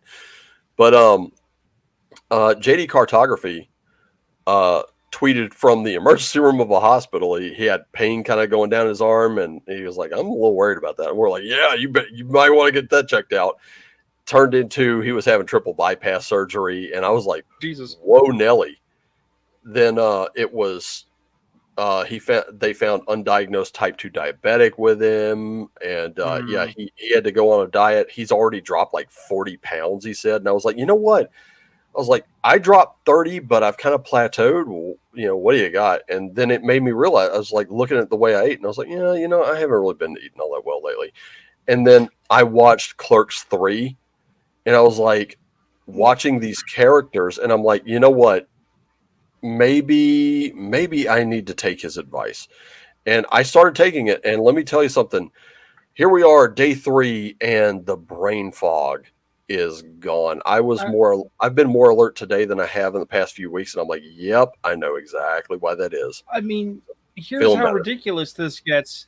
Of all the things that could have made me sick, it Mhm. could have been food poisoning because Could be. my fridge broke, right? And it Right. took me some time to get a replacement. In the meantime, I gotta eat. Yep. I tried to stick to frozen foods, but ever so often, could have been anything. Could have been anything in Yep. that fridge. Anything at all. Yeah. But with that in mind, let's put on our '70s mood lighting and be metrosexual for a minute. What? I've turned on my camera because I wanna indicate something. Now you have obviously gone with the bald is beautiful and the small goatee of power.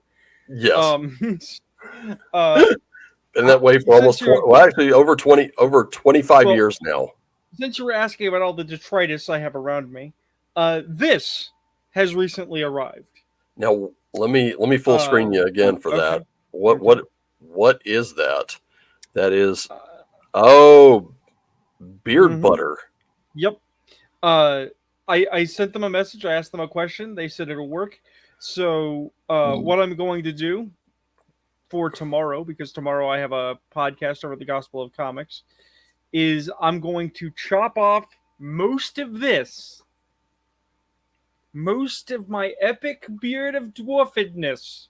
It is epic. Oh yeah. And I will instead be affecting the Musketeer. For people who need a guideline, who don't want to go on the internet and go search it up, think either obviously the Musketeers, like the classic movie Musketeers, Right. or like Orlando Bloom in the Pirates movies. So little goatee, little mustache, slightly turned up at the corners. Cool. This is the fixative to keep it that way, so that it doesn't fall back down your face. Okay. There was in fact, when I worked in the pharmacy, there was a guy, he used to come in, he had this really beautiful, like his facial hair, the way he did it, he had that mustache, curled up, and it looked absolutely, like this dude looked absolutely fantastic. Right around the time COVID hit, he started having to wear a mask. It was getting in his way, and he chopped it all off.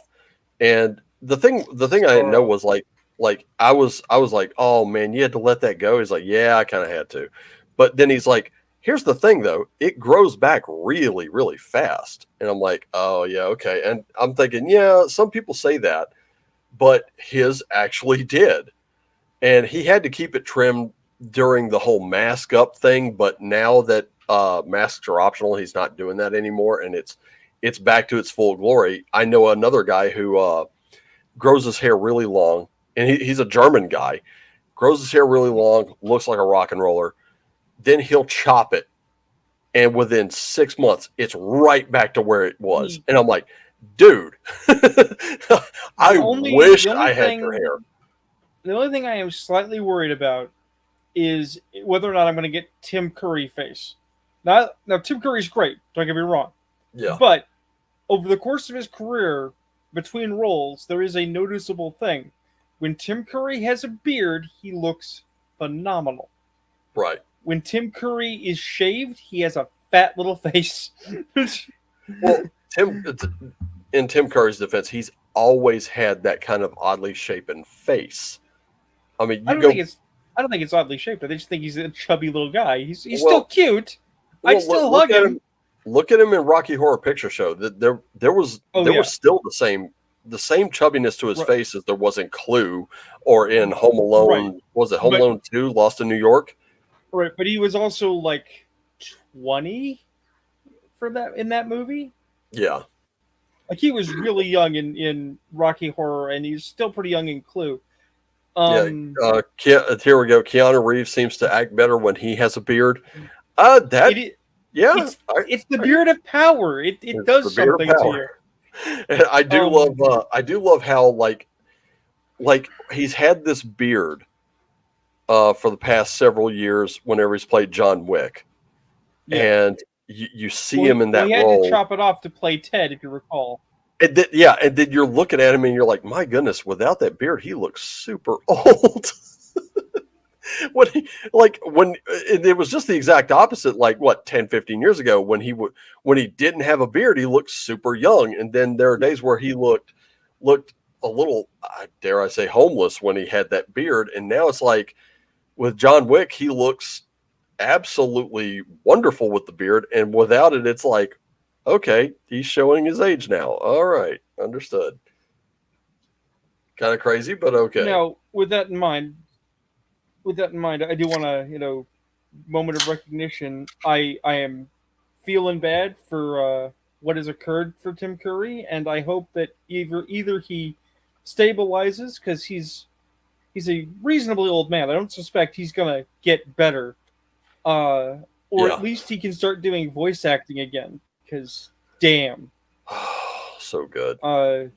did you did you hear about what happened? Yeah, about his stroke. Yeah. Yeah, he had a stroke in 2012, which is Yeah. awful. Yeah. It was. Yeah, I heard about that. apparently he is still working in voice acting, which is great. Oh, that's Because great. among other things, I believe I mentioned this. Maybe I have. Maybe I haven't. My parents weren't fully on board with letting me see Rocky Horror Picture Show when I was a kid, Yeah. right? Because I was a fan of Peter Pan and the Pirates, Yes. where Tim Curry was the voice of Captain Hook, and Yes. they didn't think I was quite old enough to understand Captain Hook's voice coming out of Frankenfurter. Oh, I was a fan of I oh god, I'm tripping over what I'm saying here. But like I like you, Peter Pan and the Pirates, I love that, boy, just that the way he would, Boy! yeah, just he'd hang on to that last E and boy. And then I was like, why does that seem so oddly familiar to me? And then I watched Legend again and realized it was Tim Curry in the role of Darkness. And I was like, oh shit. Well, And I was like, how did he get so I was like, this dude is like huge. He's buff. How did he do that? I did not know that there was a bodysuit involved because that was done so well that I was just amazed at how well they did it. It was great. well, here's the other thing. I think I can't prove it because I don't talk to Tim Curry, right? Right. But I think Tim Curry was either a fan, inspired by, or was at least theatrically a student of the craft of Charles Laughton, right? Okay. Because he Curry does the boy, and we all know that really well, right? Yeah. But it's kind of the same cadence and the same presence as Charles Laughton in Mutiny on the Bounty. This is mutiny, Mr. Christian, mutiny. Yeah. And I think someone pointed out that that wizards were basically the mutineers on the bounty. You know, Watsy? yeah. Like what they've Mm, done is they've committed mutiny to its players, and its players are no, leaving them no. stranded. I understand where they're going, but they've got it backwards. Yeah, Watsy is the captain whose unreasonable demands have led to the crew mutinying. true. They didn't, I mean, it's a historical event, there's a lot of complexities, but at least in theory, they didn't mutiny because they just wanted to mutiny. They mutinied because their captain was insane and they knew it was not safe to stay on that boat. Yeah, that's true. Yeah. And someone just posted this to Twitter. It's a picture of an original PlayStation. It says, "What's the first game that comes to mind when you look at this picture?" For me, Parasite Eve. The first game that comes to my mind when I see a PlayStation, nothing I played. I didn't start getting PlayStation games until I had a PlayStation Portable, and even Yeah. then, if that counts, I would have to say Bloody Roar. See, I never played Bloody Roar, but the first two games I ever owned for PlayStation, the original PlayStation, were Final Fantasy VII and Parasite Eve. And this is back when the CDs were black, and I was like, "That's cool." And I do remember playing them and buying memory cards from Electronics Boutique, or EB Games as they later became, and sadly GameStop as they would later become. Um, I'm really showing my age now, ain't I? And this is oh, I love this one by Eric Fabiashi. I gotta share this. It's so good. Oh my god, this one I think everybody's gonna love. Let's see. Share screen. Window. Where are you? Actually, no, Brave Tab. Brave Tab. Here we go. That one. Share. What this past week has felt like with Cowards of the Coast. What do you mean I'm finished? That's great. Conan the Barbarian. Hell yeah. I have been trying not to look at Twitter right now because I am very angry. Not so angry to be stupid enough to comment, but I am very angry at somebody's copium because they need so much cope to survive. Yeah. Yesterday, Lord Mateus posted a response to the Critical Role comments, and it's translated said, "We're going to sign with Wizards," because of course they are. And I said, I've always said Mercer was false. He's not for the fans, he's not for the game, and he knows where his bread's buttered, and that's called sucking Corpo Dingus. Critical Role was both never in danger and was always going to cop out. And somebody jumped in my face about it. So they literally said they're going to support creators. And I said, saying "Go team" while you're safe in your ivory tower is not the same as actually supporting something. Right. They just made a full season of a successful animated series and have another in the pipe. That's free advertising. Watsy was never going to screw that up. So some guy named Phil said, "So you want them to be homeless? If they speak out against something like this, they'll face being blackballed in their line of work, which means they struggle to get work and risk becoming homeless. Would you risk your family being homeless over this?" It's like, Phil, do you not see a problem with that? I'm like, Phil, they live in fucking California. How much money did they make over Critical Role? How much money will they continue to make? They're never going to be homeless. They were never going to be homeless. Ever. Yeah, it's like, well, Phil, let me ask you this. This is just me, let's take into consideration all the stuff that's going on right now. Just all that's developed in the past week or so. Under this new OGL, small creators are pushed out unless you're a bigger company who can afford all this nonsense that Wizards is still putting out there, that Hasbro still views you as a wallet.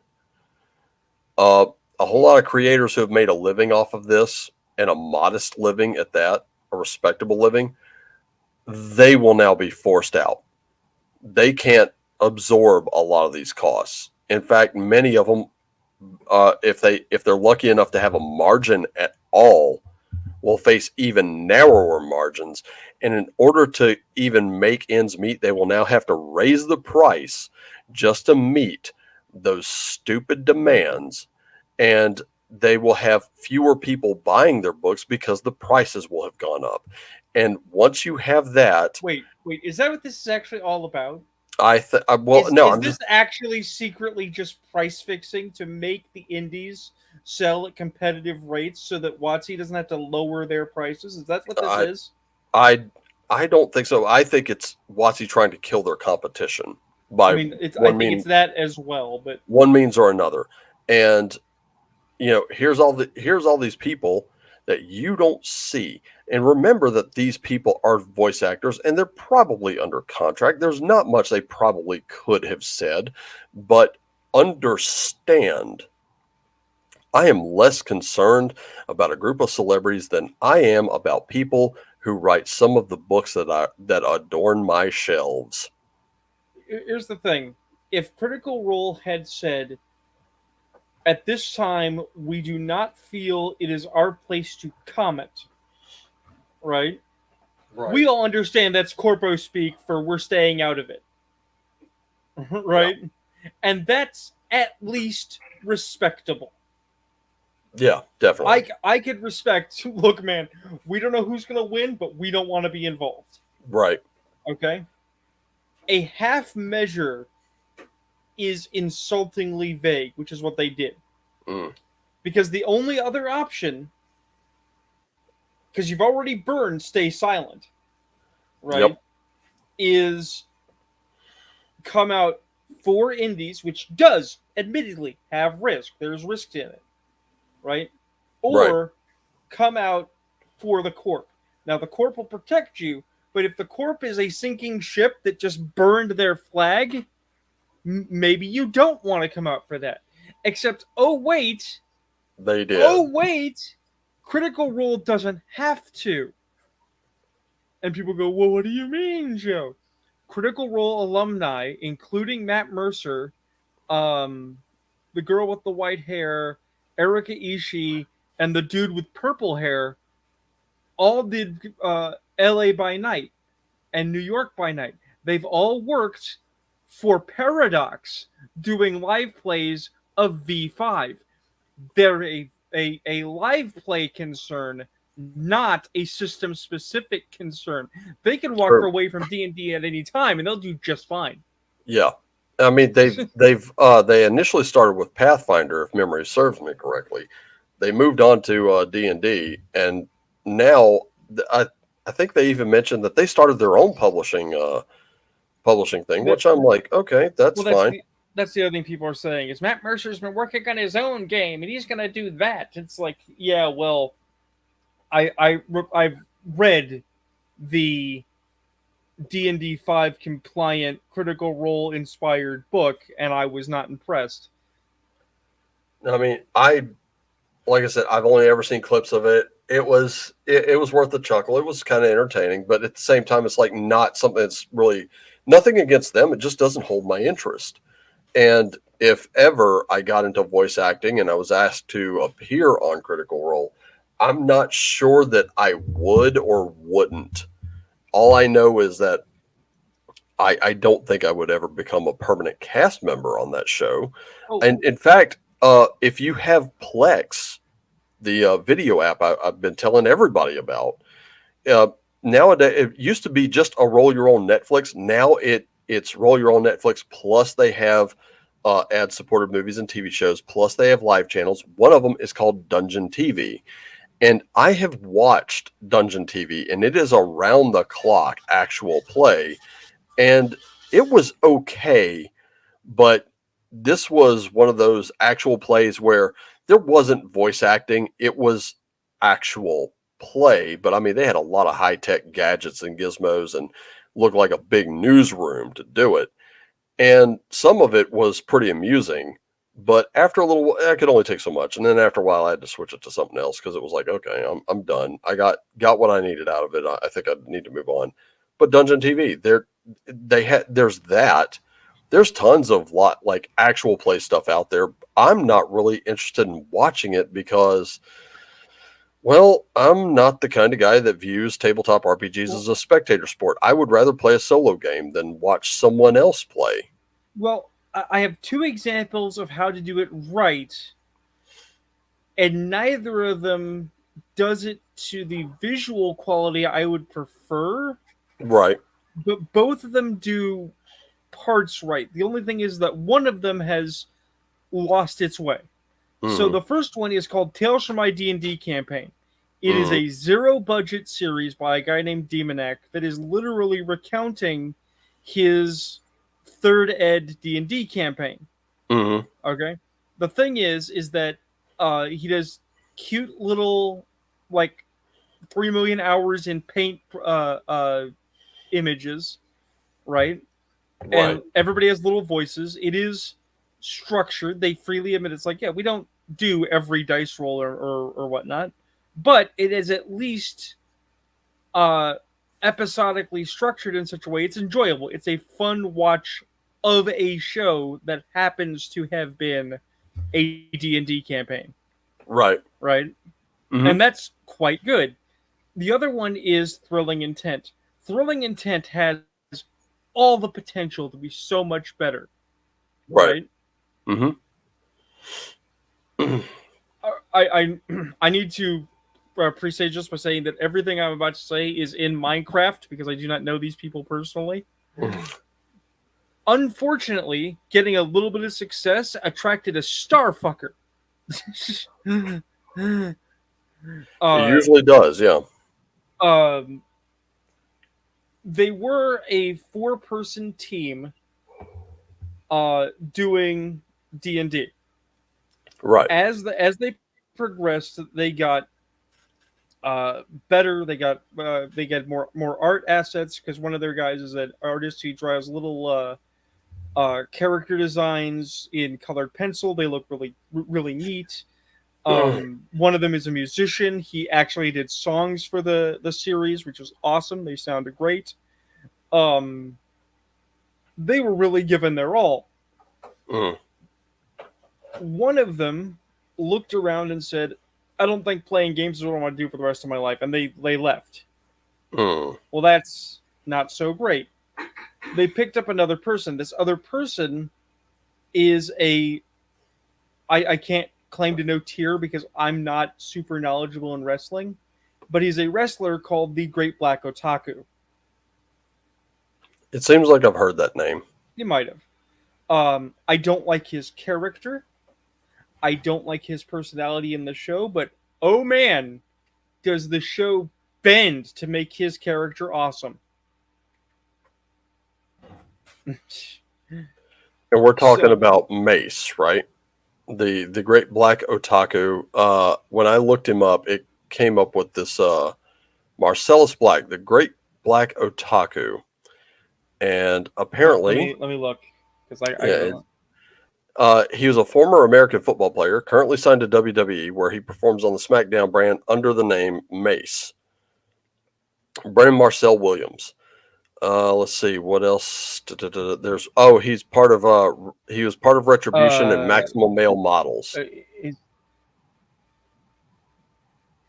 no, we're talking about a guy No, named Brennan. yeah, Brennan Marcel Williams. Yeah, no, I'm pulling it up now.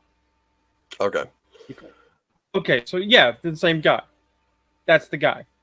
holy crap, he played the Houston Texans. That was sort of like a Houston Texans. Is that a foot? I don't know. I don't know football. So Jacksonville Jaguars and New England Patriots. So he was signed to their practice squad. They waived him 2 days later. Ouch. So let's see. What else did he do? Blah blah blah. Oh, let's see. Oh, Mansoor. Uh, oh, Mason Mansoor under the tweak names Massey and Mansoor. The new tag team, Maximum Male Models. So let's see, what else has he done? He's other media. Williams has appeared in various streams on the tabletop role-playing YouTube channel, The Third Wheel, most notably in the role of the Batsu-sama, the scariest person in the world. He joined the main series of the channel, Thrilling Intent, as a steely assassin named He Harlock. was not the Batsu-sama. With a bionic arm and a love for traps, as well as another series on the channel, No Smarts But Hearts, where he plays the prestigious Clover Von Crone, a warm-natured but incredibly strong member with the Elite Adventurer Knights. He also appears on several series on the tabletop role-playing channel Stabbiness in Forgotten Indigo, Carbon Interface, and Reflection. So yeah, I've heard of him. But oh wait, here you go. Williams also took part in major collaborations with the YouTube channel Super Best Friends Play, where he earned the nickname Better Wooly for his resemblance to group member Wooly Madden, from which his name change to Dio Madden is partially derived. He also appeared in a Minecraft wrestling show called Minecraft Wrestling Alliance. And apparently he's been in JoJo's Bizarre Stabbiness is a secondary channel from the same guys from the Third Wheel. The Third Wheel is where they do the series Thrilling Intent. So that's all one big group of people. But still, there's a firm switch between before this guy showed up and after this guy showed up. And quite frankly, after this guy showed up, it's not as good. But anyway, we're down to like I'm just going to cut it off at these last few minutes here. All right. But yeah, I guess my only real parting words are, this, guys, let's not forget one thing. Okay, this is a hobby. It's supposed to be fun. And once it stops being fun, what are you going to do? That's what got us back on podcasting. Like, yeah, 5 minutes after quitting. It's just like we had that lengthy 2-hour conversation about dour subjects. And it's like, subjects. Let's go talk about fun. Yeah, let's do that. I mean, guys, it doesn't matter whether you want to use goofy voices or not. It's just having fun. Just look at your books, get creative, learn what you can stitch together. Make your world for your table as you see fit. Play in. When it comes to the worlds others make, respect them. Sit down, and you're going to have to ask yourself one thing: can I have fun in this world? And if the answer is no, then just get up and excuse yourself, just very politely. Thank you for the opportunity. I don't think this is for me, but I appreciate the invite, and then just make your way on. That way, you don't burn bridges. If you got a problem player, and you've tried talking with them, it's not working. It's, hey, I just don't think this is for you. That doesn't make you a bad person. It just means that, you're not a good fit for this table, or it's not a good fit for you, whatever the case is. But feel free to join, make your own table. And if some of us get interested, maybe we'll come over and play there, and we'll see how things go. But, as much as this is about having fun, it also teaches you things. And I think we also need to take those lessons away from the table as well. So just be very aware that, Wizards is probably still going to go its own shitty way. We know it. We've seen it. History is repeating itself because there are people who have not learned from it. So get ready, because guess what? The books that you have, and I'm just going worst case scenario here, and Bub's attacking my foot. I don't know why. But if it comes down to that's all you've got, guess what? You have more than what you need to make this thing happen. And eventually, stuff like Skate Wizards, I think stuff like Skate Wizards and the Wretched Verse and these little inexpensive, reasonably priced materials, I think they're going to sell, and I think they're going to do very well for themselves. And I think this whole guerrilla movement is going to end up burying these corporations hard. What do you think? I mean, it could happen. As much as I want to be an idealist, I've been accused of being idealistic before. At the same time, be that way. Do it. Shit. At the same time, though, at the same time, though, I worry because gamers, like comic fans, like music fans, uh, have a propensity. I mentioned this in a thread earlier. You get the small win, and you're like, "We won," and then they lose all of their collective energy to keep vigilant to preserve Yeah. their content. Mm-hmm. Uh, I think we're seeing some of that now. Uh, Right. I mean, so you are 100% correct. We still need to have fun. I have a friend who doesn't understand the whole upset about the OGL. Yep. Like, he really doesn't get it. Yeah, there are And, people that don't get it because they don't understand. Like, they just bought the books. They don't know, well, they don't get their head into this space. They don't know well, what it's about. let me quote. Um, so, we were commenting on the idea that um, WotC wants to own your characters, right? So a friend of mine said, if they own your characters, then does that mean we can make absolute most horrible characters and fill D&D worlds with unappetizing monsters like Meat Canyon's Bugs Bunny, right? Right. And I said, technically, under the current OGL, yes.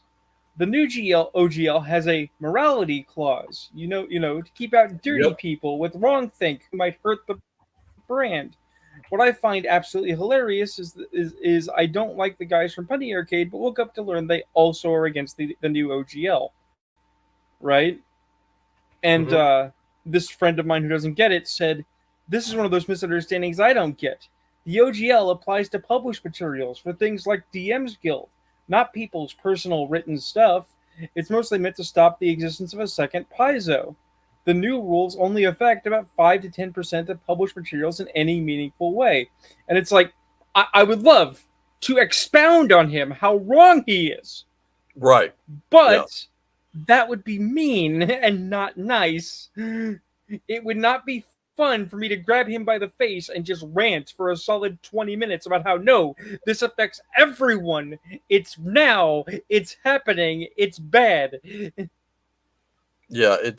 And this is the thing. I totally understand 100% where some people they don't get it, and I totally understand where um there are people who are just they're not interested because they don't want to get involved. I totally understand that. There's no one who understands it more than me. I wish I didn't have to, but again, with me, um, I'm a dumbass, so I cannot let lies stand, and I cannot let up on the pressure, even if it's just me, old man screaming at sky here.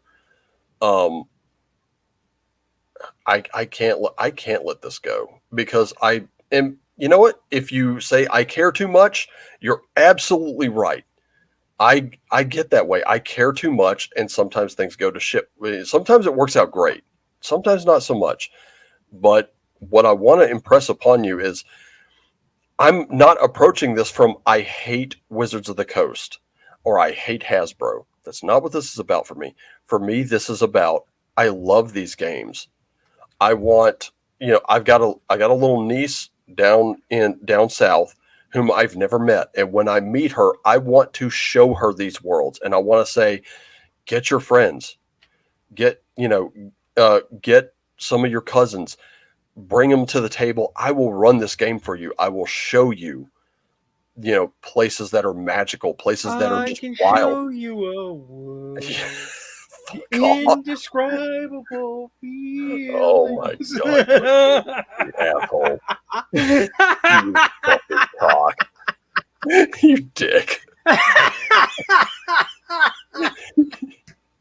But that's what I want to do. I want to show them this. I want to show them, what Jake Chambers said in the Dark Tower. There are other worlds than these, and I want them to get lost in it for a while. I want them to have that fun. I want them to say, "Wow, that was wild. I love that. I want to do it again." Oh, you want to do it again? How about a couple weeks from now? All right, we'll do it again. That's the kind of thing. Like, and when I'm gone, I want them to take those books and I want them to start building their own worlds. They could build off the ones that I built for them, or they can make up their own.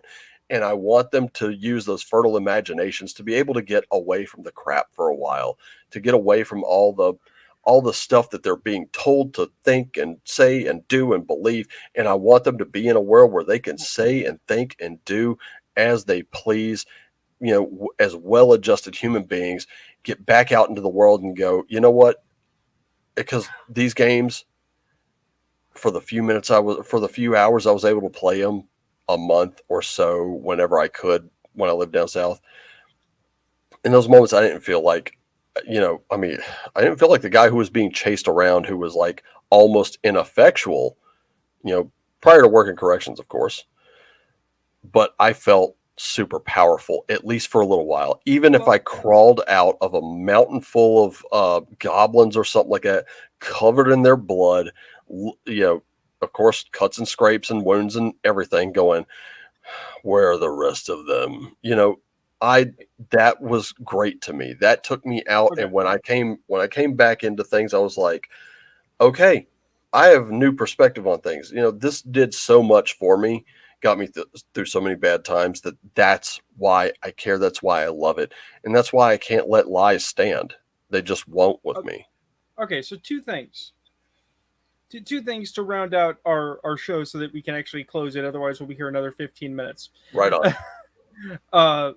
Interesting thing about truisms is that they are true regardless of who says them. Mm-hmm. A lot of people like to politicize this quote and other quotes, but the two big ones that I think apply here are, first and foremost, speak the truth even if your voice shakes. I think we've all heard that one. And of course, the classic from Dylan Thomas, rage against the dying of the light. Right. They can't have our games. Nope. They can't have our imaginations, and we will fight for them. Other thing is I don't know when, because things I got to stabilize around here. I've got the fiduciary situation arranged, but it's got to get under its own weight to become perpetual. Right. But in the near future, either once you go onto OBS and you start having your own streaming without having a time limit, or just as we plan, why the frick aren't we playing games? That's a good question. As a matter of fact, there was one time I was going to live stream a Basic Fantasy game, but it didn't work out. I think I was recording it, because I was recording it as it happened, and I don't think it worked. I don't know, because, everything on the old hard drive got erased. So, that's just an overflow now, but it's an overflow for my videos. But I'm just saying, you and I have the same problem, because I want to start a podcast at some point. I've been working up to it for a while. Which is, I looked at the malaise of games out there and said, these are not flavorsome nor different, and I hate LOL random humor. I could do better. And then the question becomes, well, why haven't you? Now, for me, it's because I had problems. Now I don't have those problems. I might be able to do it now. But then here's me. It's a weekly commitment. We spent 4 hours today. We theoretically could spend more because we're that kind of crazy. Mm-hmm. Why aren't we just running game and having people be like, I want to watch them play the D&D because they do it real good. You dick. I cannot believe you just went full hobo on that accent. That's crazy. And it was good. It was good. Personally, I would love to do like a Wretched Darkness game online. That would be kind of cool. But here's the thing. I don't know any, the people that I know I hang around on Twitter mostly. They're like, well, I don't do actual play.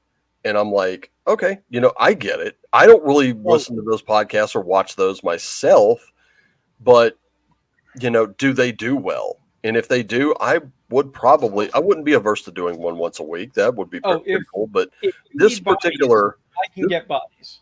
this particular one that I'm doing, these live streams that I'm doing today, this is just like, because I really want, and here's the whole purpose of it. For anyone watching this, whether you're watching live or you're watching afterwards, including the one I did today, I'm doing them just because I want to hang out with you guys. I wanted an informal, let's just kick back, have a cup of tea, and just relax and talk about things and see where it goes, kind of thing. That it was just really free form, and that's really all I want. But this stuff has been so in the news lately that I'm seeing parts that aren't being addressed, and I was like, well, that's great. I can do that. That's really all it was. Now, doing an actual play podcast, I don't know. That would probably have to take place on Wednesday nights. That's really my only other night off. Monday, I do have off, but I'm not doing Moonology Monday. I'm doing that was because we needed to cut some hours, so they let me take some PTO. So I'm going to use that day to do nothing but learn everything I can about OBS and try it out. And if you're available, or any of you are available, I would love to have you on just to see how it works out, see how I can do. And if any of you out there stream and use OBS, hit me up on Twitter and give me your tips, man, because I've only used it to record, and I've lost a lot of my material for it. So OBS is a little rough in the first. It does have a learning setup. curve. Yeah, it has a learning the first curve. time setup, because you have to set your math right, otherwise it doesn't record correctly. But Right. once you've got it set up, actually preparing the enclosed environment where it plays and records different things as you're doing is actually super easy. Yeah. I would need to talk to a friend of mine because he did it for me once. He could help us with it again. Yeah. But I tried to get into streaming for writing, but unfortunately, watching someone write is not as interesting as watching someone draw. So I was already working with a hand tied behind my back, and the place we were streaming came down on people showing films or other media while they were working. So I couldn't have a tiny window of Ninja 3 The Domination while I'm over here working away at oh no, that's an actual movie. I know. I've seen it on the straight to DVD, or not straight to DVD, straight to VHS video shelves in my video stores back in the day. I saw it a lot, and I never picked it up. I probably should.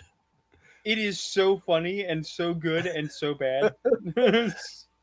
I just wonder what Ninja 1 and 2 were about, because if this is Ninja 3, I gotta know what the first two were like. It's actually extra hilarious. It's not. There is no Ninja 1 and 2. What? It's just one movie? Okay, the same company did several movies with ninja in the title. Yeah. Right? And because it was a no budget, zero give a heck company, they just did the Ninja film as Ninja 3 to give it the false association that it might be connected to these other movies. There's no unifying principle, no shared characters, no continuing plot line. It's just a standalone movie that happens to be bad. Nice. Okay, now I've really got to see it. Victor Gordon just posted this. Oh boy. He bought Iron Falcon 75, the Handbook of Monsters, and Adventures 1. I actually have all 4 of those books, and they're great. That's like, it's not a direct it's not a direct 1-to-1 of original D&D, but it is a good interpretation of it. Personally, I say if you're going to do like as close to 1-to-1 as you can get, I think Swords and Wizardry does it best. Personally, just that box set. What? Okay. What did you see? You've seen that picture of the comedian guy shooting a corpse to bits, and then talking directly into the camera, right? Oh yeah, that's from I can't remember the show now, but it's on Adult Swim at nights, and he's always shooting this one guy sitting in a chair, and then he turns around and he's like, I think that the last one I saw was he shot the guy, and he's looking at Wizards of the Coast, or it said Wizards of the Coast. It's like, why players got to do us like that or something like that. And I was like, oh, come on. Or shooting the OSR or something.